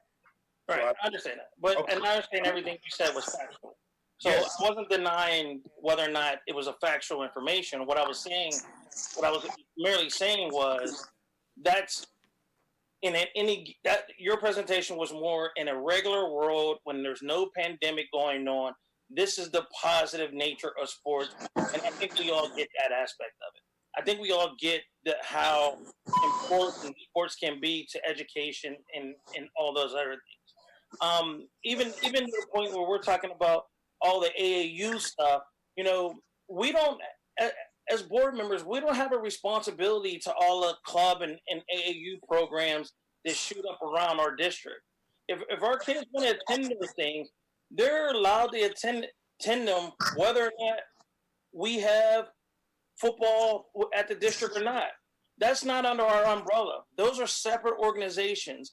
We have to deal with the things that deals with our specific programs when it comes to our kids. And we're always talking about transferring or kids transfer anyway. Kids leave one high school, go to another high school for other reasons other than whether or not we're playing. So to make a decision on the behalf and think that, oh, we want to stop transfers, that's not realistic, neither in the sense that if you have a coach that they don't like, the first thing they're talking about is transferring. If they're not, feeling like they're making the team or they should be number one on the team and they're not, they're talking about transfer. So, well, I would say a couple of things. This is Dr. Conti. So I would imagine that the transfer rate in general is relatively low from year to year. I mean, probably in the single digit percentage wise. I can't say for sure whether or not that number is going to go up, but I suspect that if we're one of two school districts in the entire district of our WPO district, it may go up. And again, my driving factor isn't whether kids are going to leave or not. But I would argue that, like, if you look at college sports, the reason why college sports was canceled was not because of the athletes. You did not hear of any spikes in cases, save maybe one, maybe two, during the preseason. It's when all the other kids came to campus. That's when college sports got canceled. It wasn't the athletes. It was because the athletes are a small, sequestered group that are being supervised at a much better ratio for supervision than when you bring 7,000 kids on campus and they decide to party and let people in their dorms and not wear masks. So sports is in itself a pod. And if it's a pod with a good plan, with good supervision, and with access to real-time good data, it's actually a safer space. And when we add to it that we've sequestered our students, all of them, with virtual learning, we have created a very safe environment. There is no perfect environment. There won't be a perfect environment even after a vaccine is developed, because you're going to have people that won't want the vaccine, and then you're going to have people for whom the vaccine doesn't work. So, no matter how you slice this, COVID is going to be part of the reality of schools for the foreseeable future. And all we're ever going to be able to do is create the safest possible space for our students, our coaches, our staff, and our families. And I think we've done that. I mean, I've participated in 2 national return to play programs encompassing ages from U8 up to U18.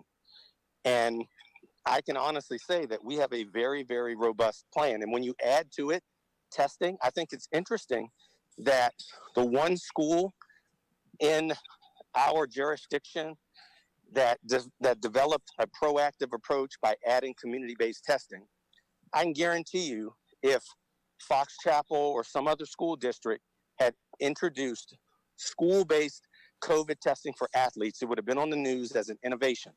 But because we did it, it was a nuisance and they forbid it. So we've been proactive from the very beginning, right? We are one of the few school districts that are not putting any of our students in the building for the foreseeable future. Why? Because we wanted to create a safe space. But that's my point, Dr. Conti. To me, you just proved my point.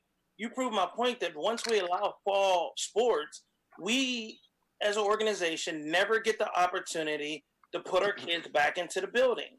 And the reason, and that's because of exactly what you just said.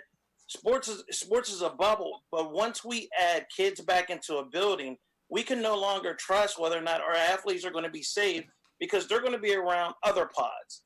They're going to be performing with other school districts in which we have no control over how they support their COVID situation. So what it does is if we're gonna as a board, and any board member can speak up if I'm wrong, we're gonna try to get our students back in the building as soon as we possibly can when it's going to be safe, because it's already been proven that face-to-face time with teachers benefit the education of the kids. And so are we sacrificing the fact that we won't ever create the best environment for education when it comes to our kids by saying we want to play fall sports or we want to play sports at all? I feel like I don't think that the sports question is going to be the thing that makes the environment for learning safer or less safe. So I don't think that introducing. It's going to be very difficult that if we have our sports programs, that it's going to be very difficult to get into an environment where we can continue having our own bubble within Woodland Hills, because if anybody contacts with any schools and other schools, it's our sports programs first. They're the ones commingling with other schools, and if an outbreak happens there, then logically they're going to bring that into school, which is exactly why you said that when these universities open, and several universities did cancel their programs prior to it actually being open. It wasn't just, when kids came back, they decided to go. They decided to cancel because of the risk. What happened was there was a lot of schools that canceled their programs prior. Then the kids coming back to campus. The next thing is, from what I understand, there's referees and umpires in football who are considering whether or not they're even going to referee, because they're not sure if they want to be on the field with kids who have that type of exposure and come in that contact, and they're not even really physically in contact with kids on that that often. A lot of times they may break up something, or but they're not in contact like our athletes would be in contact. If referees choose not to play, they'll find replacements. They'll find scab referees. Understand that, but we're talking about health need is enough where people are questioning that, Dr. Woods. Right now, that's what we're talking about.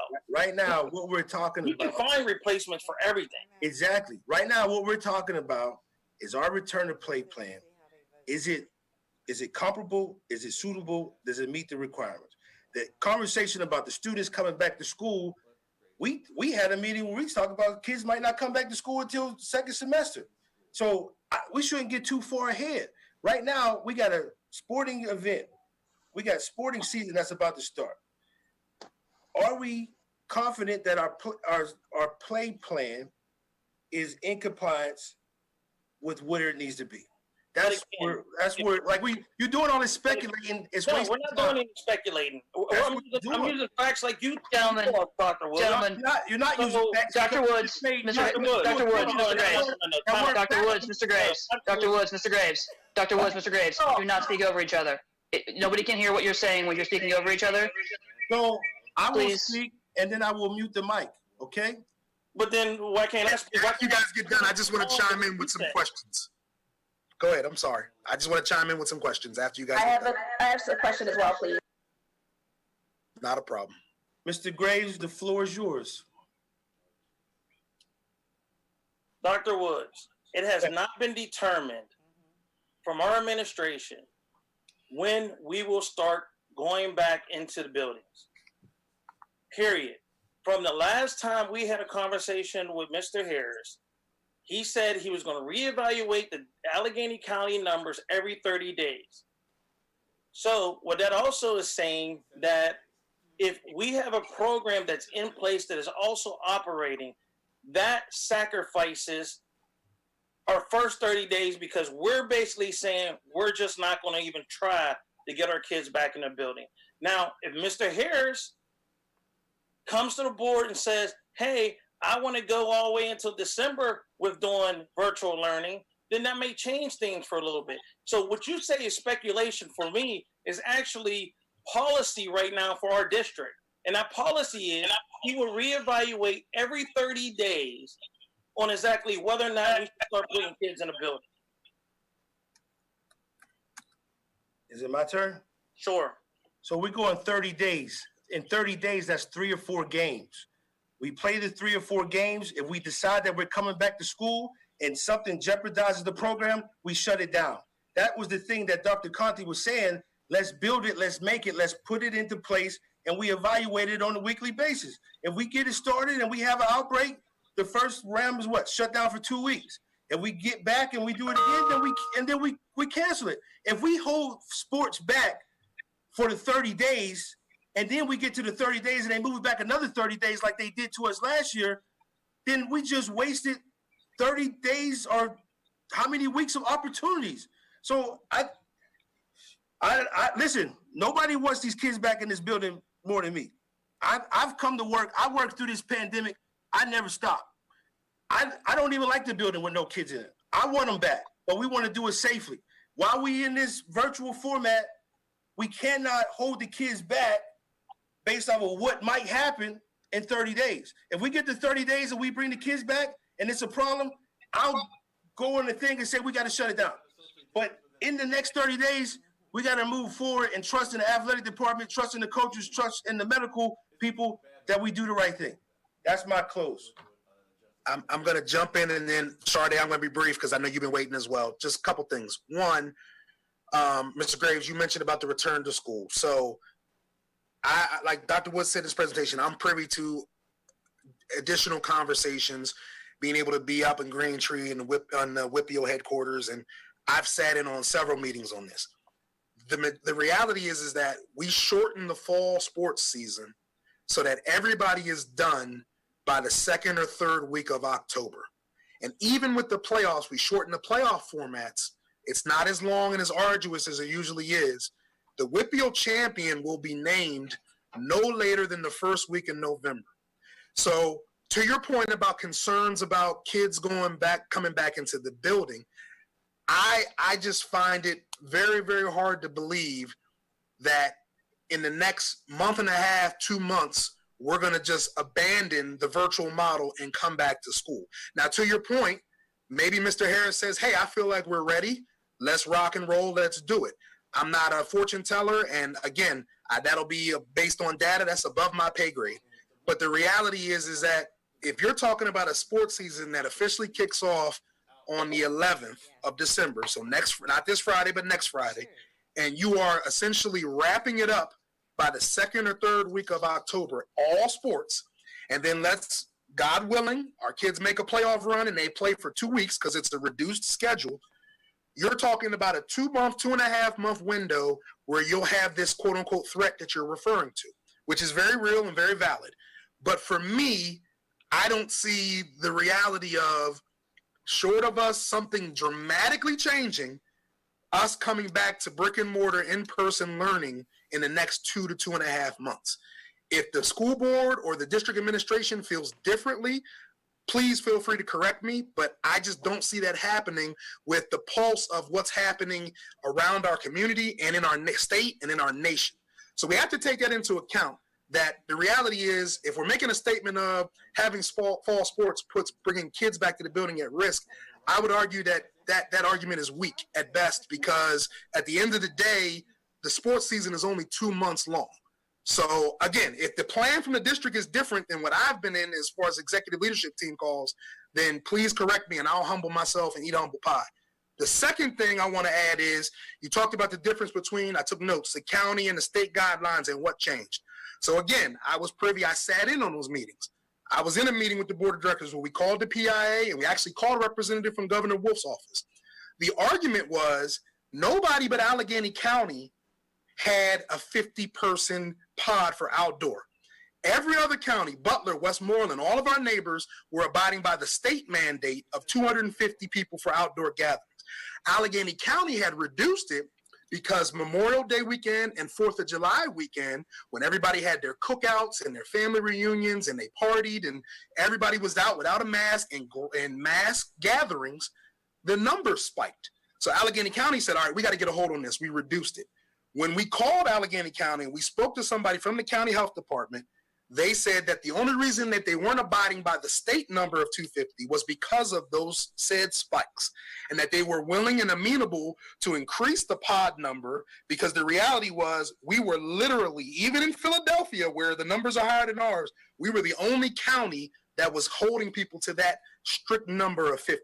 So that's where the change came. Now, am I naive enough not to think that PIA and Governor Wolf going back and forth, having a you-know-what contest didn't have anything to do with it? It might have. But I know that the official statement from the county was we were the smallest outdoor allowance of any county in the state of Pennsylvania, and that's why they made the concession to increase the pods, because we had an argument within the WPIAL where, okay, are we going to have to go play all our football games in Westmoreland County because we can get 250 there versus Allegheny County, we can only do 50. And so, like I said, I sat in on that meeting. That was the reason, at least. That was the reason that I was told. Again, if there was a backroom meeting or a meeting before the meeting, I'm not privy to that. And then the last thing I have, and I'll turn to Ms. Seligson, is you made the statement about it's not our responsibility of what kids do outside as far as AAU and such. And I agree with you 100%. We don't have any control what kids do when they're not on our watch. But to me, it's almost oxymoronic to make that statement, but then also say our goal is to get kids back in the building. Because the reality is, if you make the decision tonight that you're going to cancel fall sports and you send the kids off into the wind, it becomes the wild, wild west. And now you have no idea where your kids have been. You have no idea what type of exposure level they've come up to. You don't have no idea what state lines they've crossed to play in events. You have no idea whether they've been wearing masks, whether they've been social distancing. You have no data to make an educated and logical decision as a district to bring kids back into the building. And so for me, I agree with you. We don't control if they play AAU or cup soccer or 7-on-7 football. But if you do that, if you force kids to take that avenue, in my humble opinion, you would be making your return to school that much more difficult, because you've thrown in an unknown. You've thrown in a variable that none of us can account for, which is how many kids went to Indiana for AAU basketball tournament? How many kids went to Michigan for 7-on-7 football? How many kids went down to West Virginia for cup soccer? I'll leave it at that. Ms. Seligson. All right, thank you. Thank you to all the presenters. I think everybody did an excellent job explaining their points. And to Mr. Graves, I hear what you're saying as well. It's more of a comment I have right now is I think the bottom line is that we need to give our families options, right? I'm always an advocate of choice and options. And if we do what the professionals are saying, Dr. Conti, evaluate this thing on a 30-day basis, see what happens, and make our decisions on that, I think we will be okay. And I'm speaking from a person who is high risk, ready to go through chemo. I made the hard decision to send my son to school in person, which is so scary, but that's going to be for the best for him. So likewise for the families, so we've got a lot of letters and emails for families advocating for this. I think it is worth a chance of just trying, and obviously, take the precautions that we need, and go from there. Because sports, this is really, really important. It's scary, but I do think this is at least giving us something to look forward to for the motivation, and then just take it day by day, because we don't know what's going to happen. And as far as the education part of it, kind of to Mr. Corsi's point, the options. If we do open up the schools, the families will still have the options to stay virtual. It doesn't mean everybody has to come back in. And we do go back, it's half capacity. So I think we have enough procedures and plans in place that we can make this work. So that's all I wanted to say. Okay, thank you for that. Other questions from board members? I have a pushback. You're talking give the kids 2.5 months to go through the whole system, or the possibility. But Mr. Corsi, isn't it correct that prior to any games even played, Mount Lebanon had to push back their first week of football because they had a positive COVID case? So it's not a situation where, we got 2 months and then Mr. Harris can make the decision. immediately, if we have an outbreak within our campus, Mr. Harris can't make the decision of trying to put the kids back in the building. That's my point. It's not a 2 week, 3 week, oh, let's get through 3 weeks first. You only need one positive test before we shut down the program and put the kids in a situation where they won't be together so they can quarantine each other. So it's not one of those 2-3 weeks situation, like, because it can happen tomorrow. It can happen in practice tomorrow. We don't have that type of window. Well, for example, though, because if a school district made the decision to shut down the entire building for one COVID test, that's an irresponsible, non-evidence driven decision. That's panic.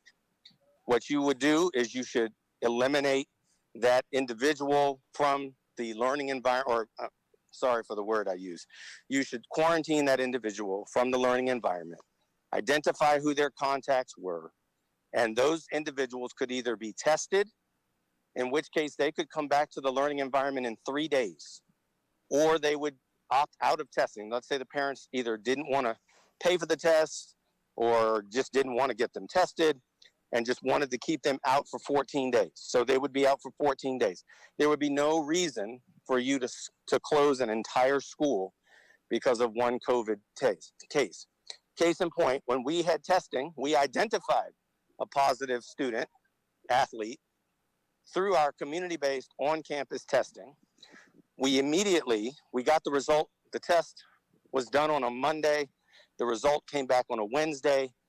By that Thursday morning, the announcement went out to all the coaches and parents, and the sport was shut down, as were all of the indoor venue activities for the remainder of the weekend so they could be disinfected. The sport in question, those athletes were quarantined for 14 days, and the remaining sports that had no contact with that individual were allowed to continue after the space was disinfected. You know, that was a very targeted and epidemiologically based response to one positive case. So if we were to just make throw an atomic bomb at every positive case, the kids would never go back to school. And it would be an irresponsible approach to public health. I mean, we don't do that for flu, and we don't do that for pneumonia or mono or strep.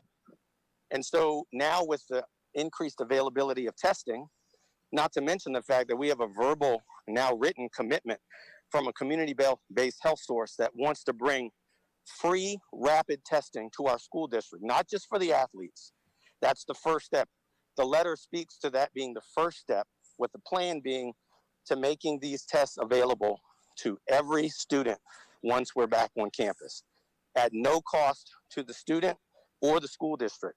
So again, we are forward thinking, looking beyond the athletes, looking at the entire student community.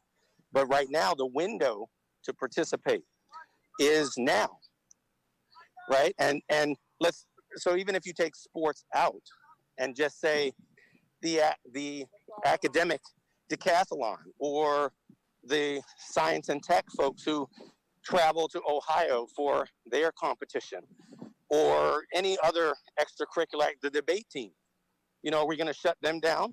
Because if we don't, then we're saying that that's different than sports. So at some point we have to say that we trust our plan, our leaders, our process, and our parents, and continue to keep our ear to the data so that we can make evidence-based decisions in real time. I trust that all of our board members, all of our school leaders, and all of our parents are gonna make those decisions based on the information that we have.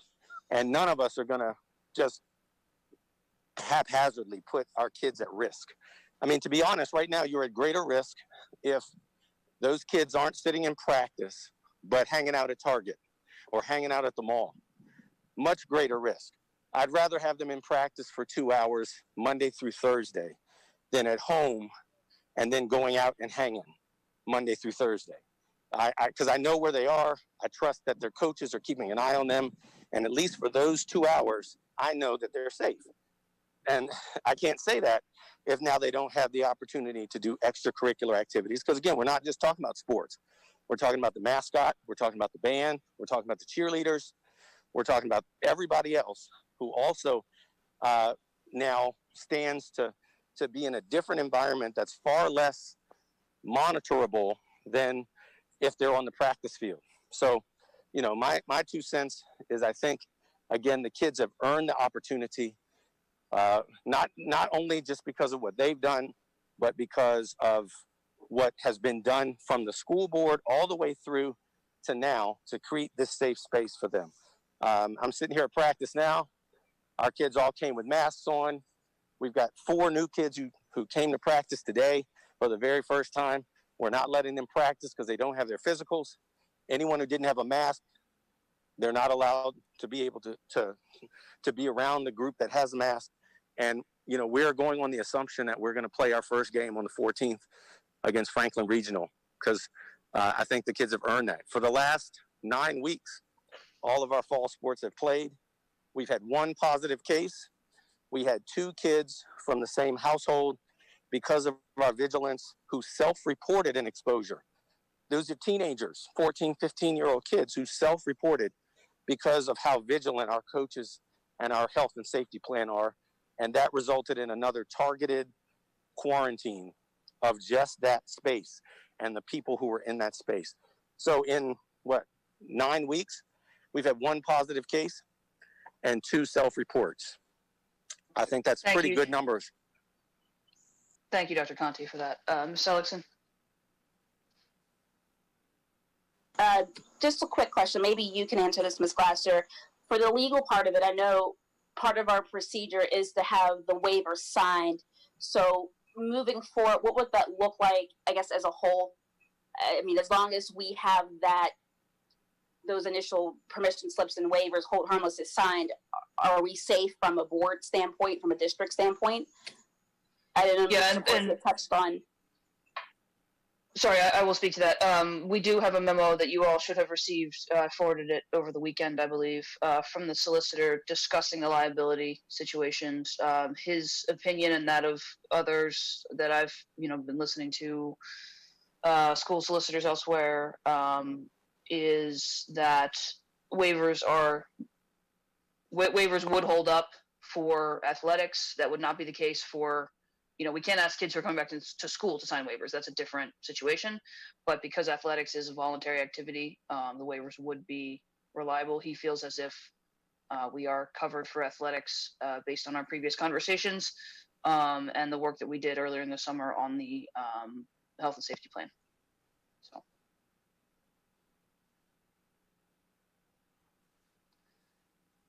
Does that answer the question? Yes, thank you. Sure. Okay. Other questions from board members? Okay. Hearing no further questions, we'll open the floor for public comment.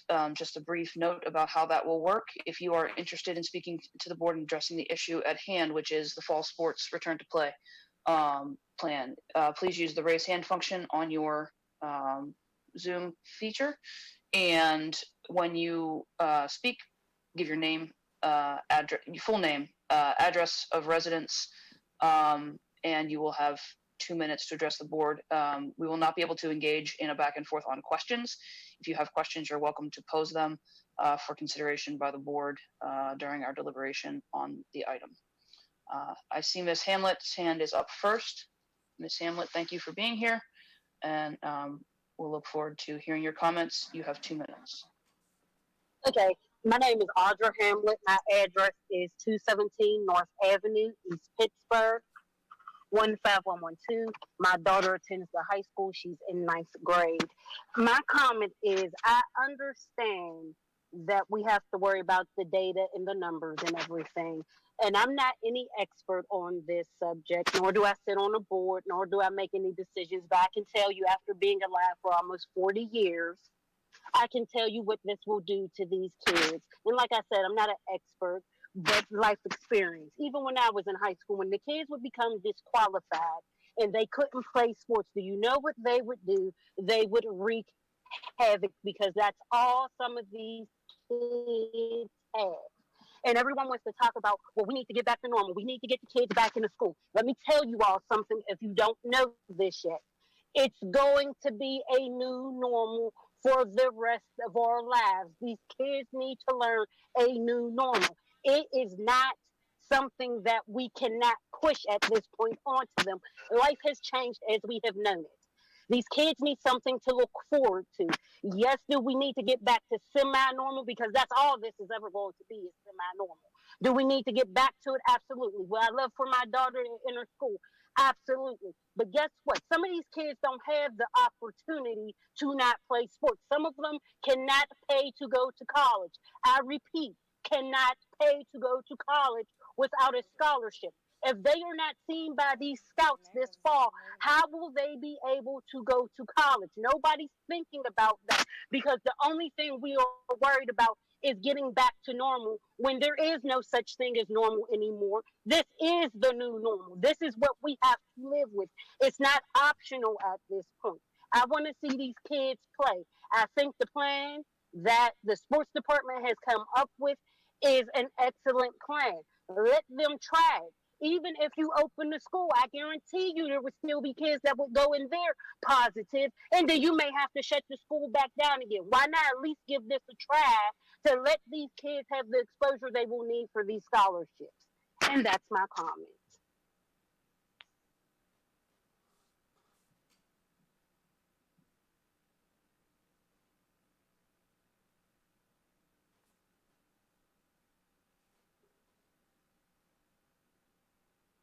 Apologies. Thank you, Ms. Hamlet. Well done. Right on 2 minutes. Miss Chris, you are up next. Okay, my name is Madeline Hildebrand. I live at 157 Penhurst Drive, 15235. I'm a senior at the high school this year, and I just wanted to say, like, I know my team, we've practiced every single day for like 3 weeks now, and my coach has made sure we are completely safe. He asks us every question every single time we get to practice. He makes sure we always have our mask on. And I know for me personally, I have a lot of friends who they go to school because they play sports. If they don't have these sports, they won't put themselves, like they won't go to their full potential in school because sports is what gets them through going to school. It's because they know that they need these grades to play these sports. And I know a lot of my friends also, their only way out of this, like out of Pittsburgh is through sports. The way to college is through sports. And like just with concern for them, I know most of them will struggle without these sports. I know I'll probably struggle without sports. I'm very academically motivated, but soccer has gotten me through high school. And without it, I think you'd be robbing a lot of kids of something that motivates them to keep going. Thank you. Thank you. Great to hear from you. Appreciate that. There's someone who's indicated as iPhone who has a hand raised. I don't know a name on that, but I will need you to share that.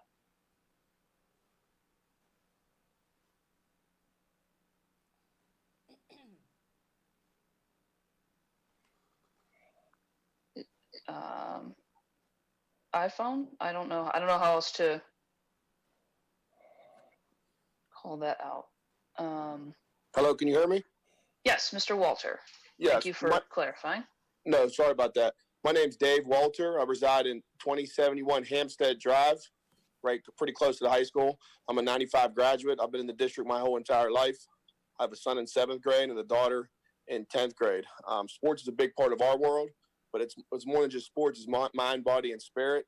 I've been a part of the sports since day one in the district, and now my kids are entering into it. Also, on that side note, my son and my daughter both been playing AAU tournaments. My son plays baseball at a high level. We played down in Trafford with teams coming throughout the country. And knock on wood, it's been fine. There was protocols taken in each and every step, as Mr. Coursey and Dr. Woods do at the high school every day when the athletes enter the building. So I'm just going to say let's put our best foot forward. We don't know what the future holds, but we can't play defense our whole entire life. We have to move forward. We have to move this economy forward. It's hurting my family financially. I'm a salesperson.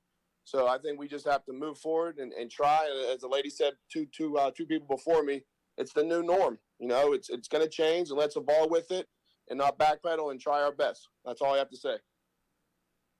Thank you, Mr. Walter.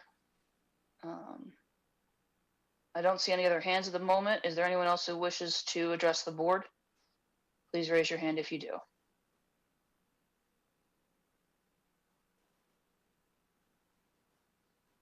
Yes, Ms. Alfieri.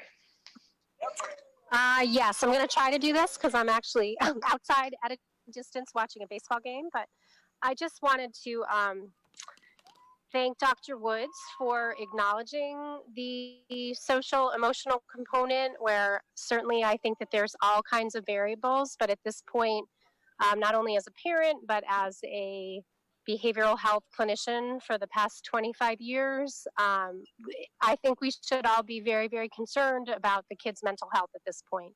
And taking away another opportunity before we know, I mean, it really has been successful thus far. So just from that angle, I think that I asked the board to consider that we go forward. The data that Dr.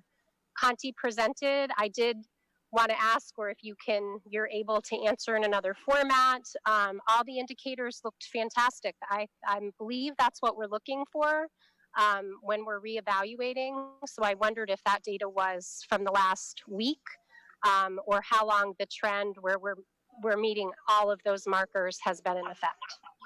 And sorry, and I live at 204 Oakview in Edgewood. Thank you. Dr. Conti, I'll ask you not to answer that question just at this moment, but we will get to that in the discussion with the board. Thank you, Ms. Alfieri. Anyone else who wishes to speak at this point? Please raise your hand.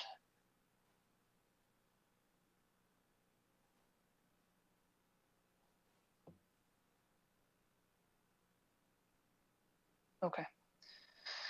Seeing none, that moves us into the agenda. Mr. Harris. We are in athletics.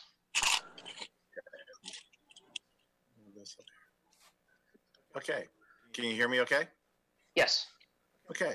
So we seek permission. Oh, well, the only thing on the agenda. All right. So we seek permission to proceed with fall sports for the 2020-2021 school year. Is there a motion? So moved. Moved by Mr. Belmont. Is there a second? Second. Second by Ms. Seligson. Discussion, questions, additional thoughts from the board before we take the vote? Ms. Glasser, I'd like to comment. Yes, Mr. Belmont. Last week I had decided to vote to allow the kids to play. As the guidelines changed, I changed along with that. The point made about how the importance of athletics impacts our kids are points well made, and that's what makes this decision so hard, because to take that away from the kids, the life lessons learned and so forth, makes this decision that much more difficult. I think that being outside, you have the ventilation question taken out of the equation. Being in the buildings with that component as a part of the discussion makes it more difficult. Being outside is a lot better.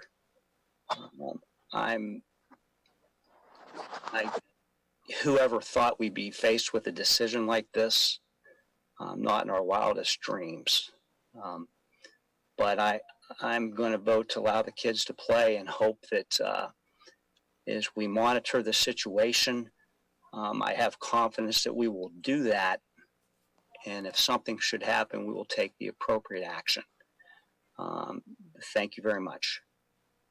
Thank you, Mr. Belmont. Other comments from board members? Am I allowed to speak? I never speak. You can speak. Okay.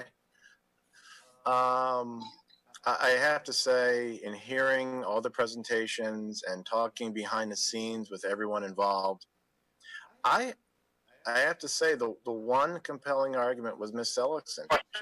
She spun me. I think we should give parents choice. Since I've been here, it's always been about giving parents choice at the schools that they go to, choosing the academic pathways. And as a parent of a high school student now, I would be hesitant, but I wouldn't want to take that choice away from her. And Ms. Ellising is right. When we do reopen for in-class instruction, there are going to be some families that opt out of it and want to stay online because they don't feel that it's safe or for health reasons. I would say let's give the families and students a choice. If they want to play the sports or do the activities, let's still have the opportunities for them to do it. Let's put it in their hands. It's their choice. And we should put every precaution, measure, safety precaution that we have available at our disposal, but let's give them the choice to do it. It shouldn't be our right to take it away. Okay. Thank you, Mr. Harris. Other comments from board members? I have a comment. Yes, Mr. Graves. Although I feel like it's going to be highly difficult to have an environment in which kids can play competitive sports right this minute, it's a very challenging situation for me considering the fact that my whole family is all about sports. And I never thought I'd have to have a choice between denying kids to play sports or making a health decision, right? When it comes to that. But I had two conversations in the last couple of weeks. One of them was a one-on-one conversation with Mr. Corsi.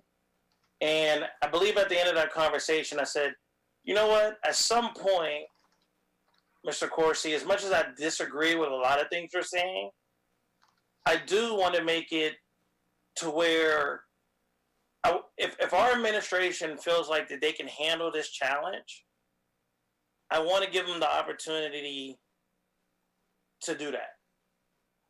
And then I had a follow-up conversation with Ms. Seligson, in which I totally agree, because what I may do with my child has no impact what somebody else may do with their child. And I don't think I would ever want to just say, hey, you know, you don't have control over your child, or you can't say what your child can and can't do. So I'm more or less siding with the fact that I'm going to say parents knows what's best for their kids. And as Mr. Harris also emphasized, that we've always been a choice district. And as strongly as I feel about this and how difficult it is, especially since being a Penn Stater and my team's not playing this year, I still feel that we should at least try to give our administration an opportunity to deal with this and also to do what they can to protect our kids. So my vote is going to be yes. Thank you, Mr. Graves. Other comments from board members?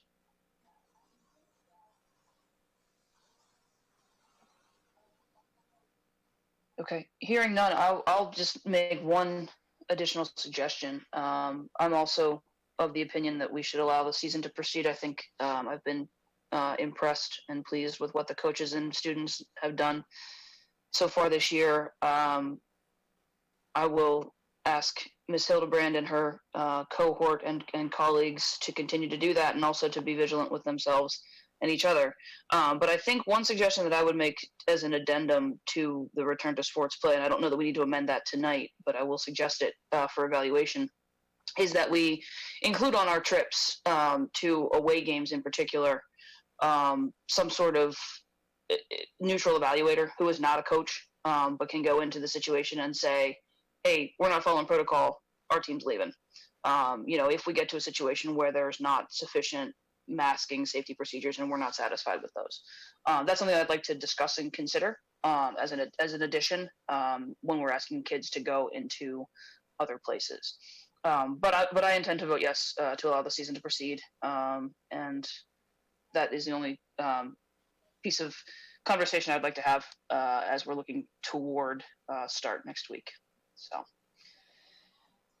okay. With unless there's additional comments or questions from the board, I think we're ready to take the vote. Okay. Hearing none, Ms. Hawthorne, we take the vote. Oh, Ms. Hodge, do you have a comment? No, I'm just unmuted for the vote. Okay, great. Thank you. Oh. Okay, I did open the online voting. Okay. Is that okay with everyone? Okay, hold on. Everybody logged in? I'm not. And do I? I'm not. Okay, let's take a roll call vote. Ms. Hawthorne, I apologize. What did she say, Nadia? Let's take a roll call vote. I'm sorry. Alrighty. Mr. Graves? Yes. Miss Seligson? Yes. Did she say yes? Miss Scott? Yes. Miss Lawson? Yes. Miss Curry? Yes. Miss Hodge? No. Mr. Patterson? Yes, let them play. Mr. Belmont? Yes. Miss Glasser? Yes. Motion carries 8-1, which concludes the agenda. So is there any old business? Any new business? I don't believe there are any reports this evening. And having already had public comment, that will move us to adjournment. Mr. Harris.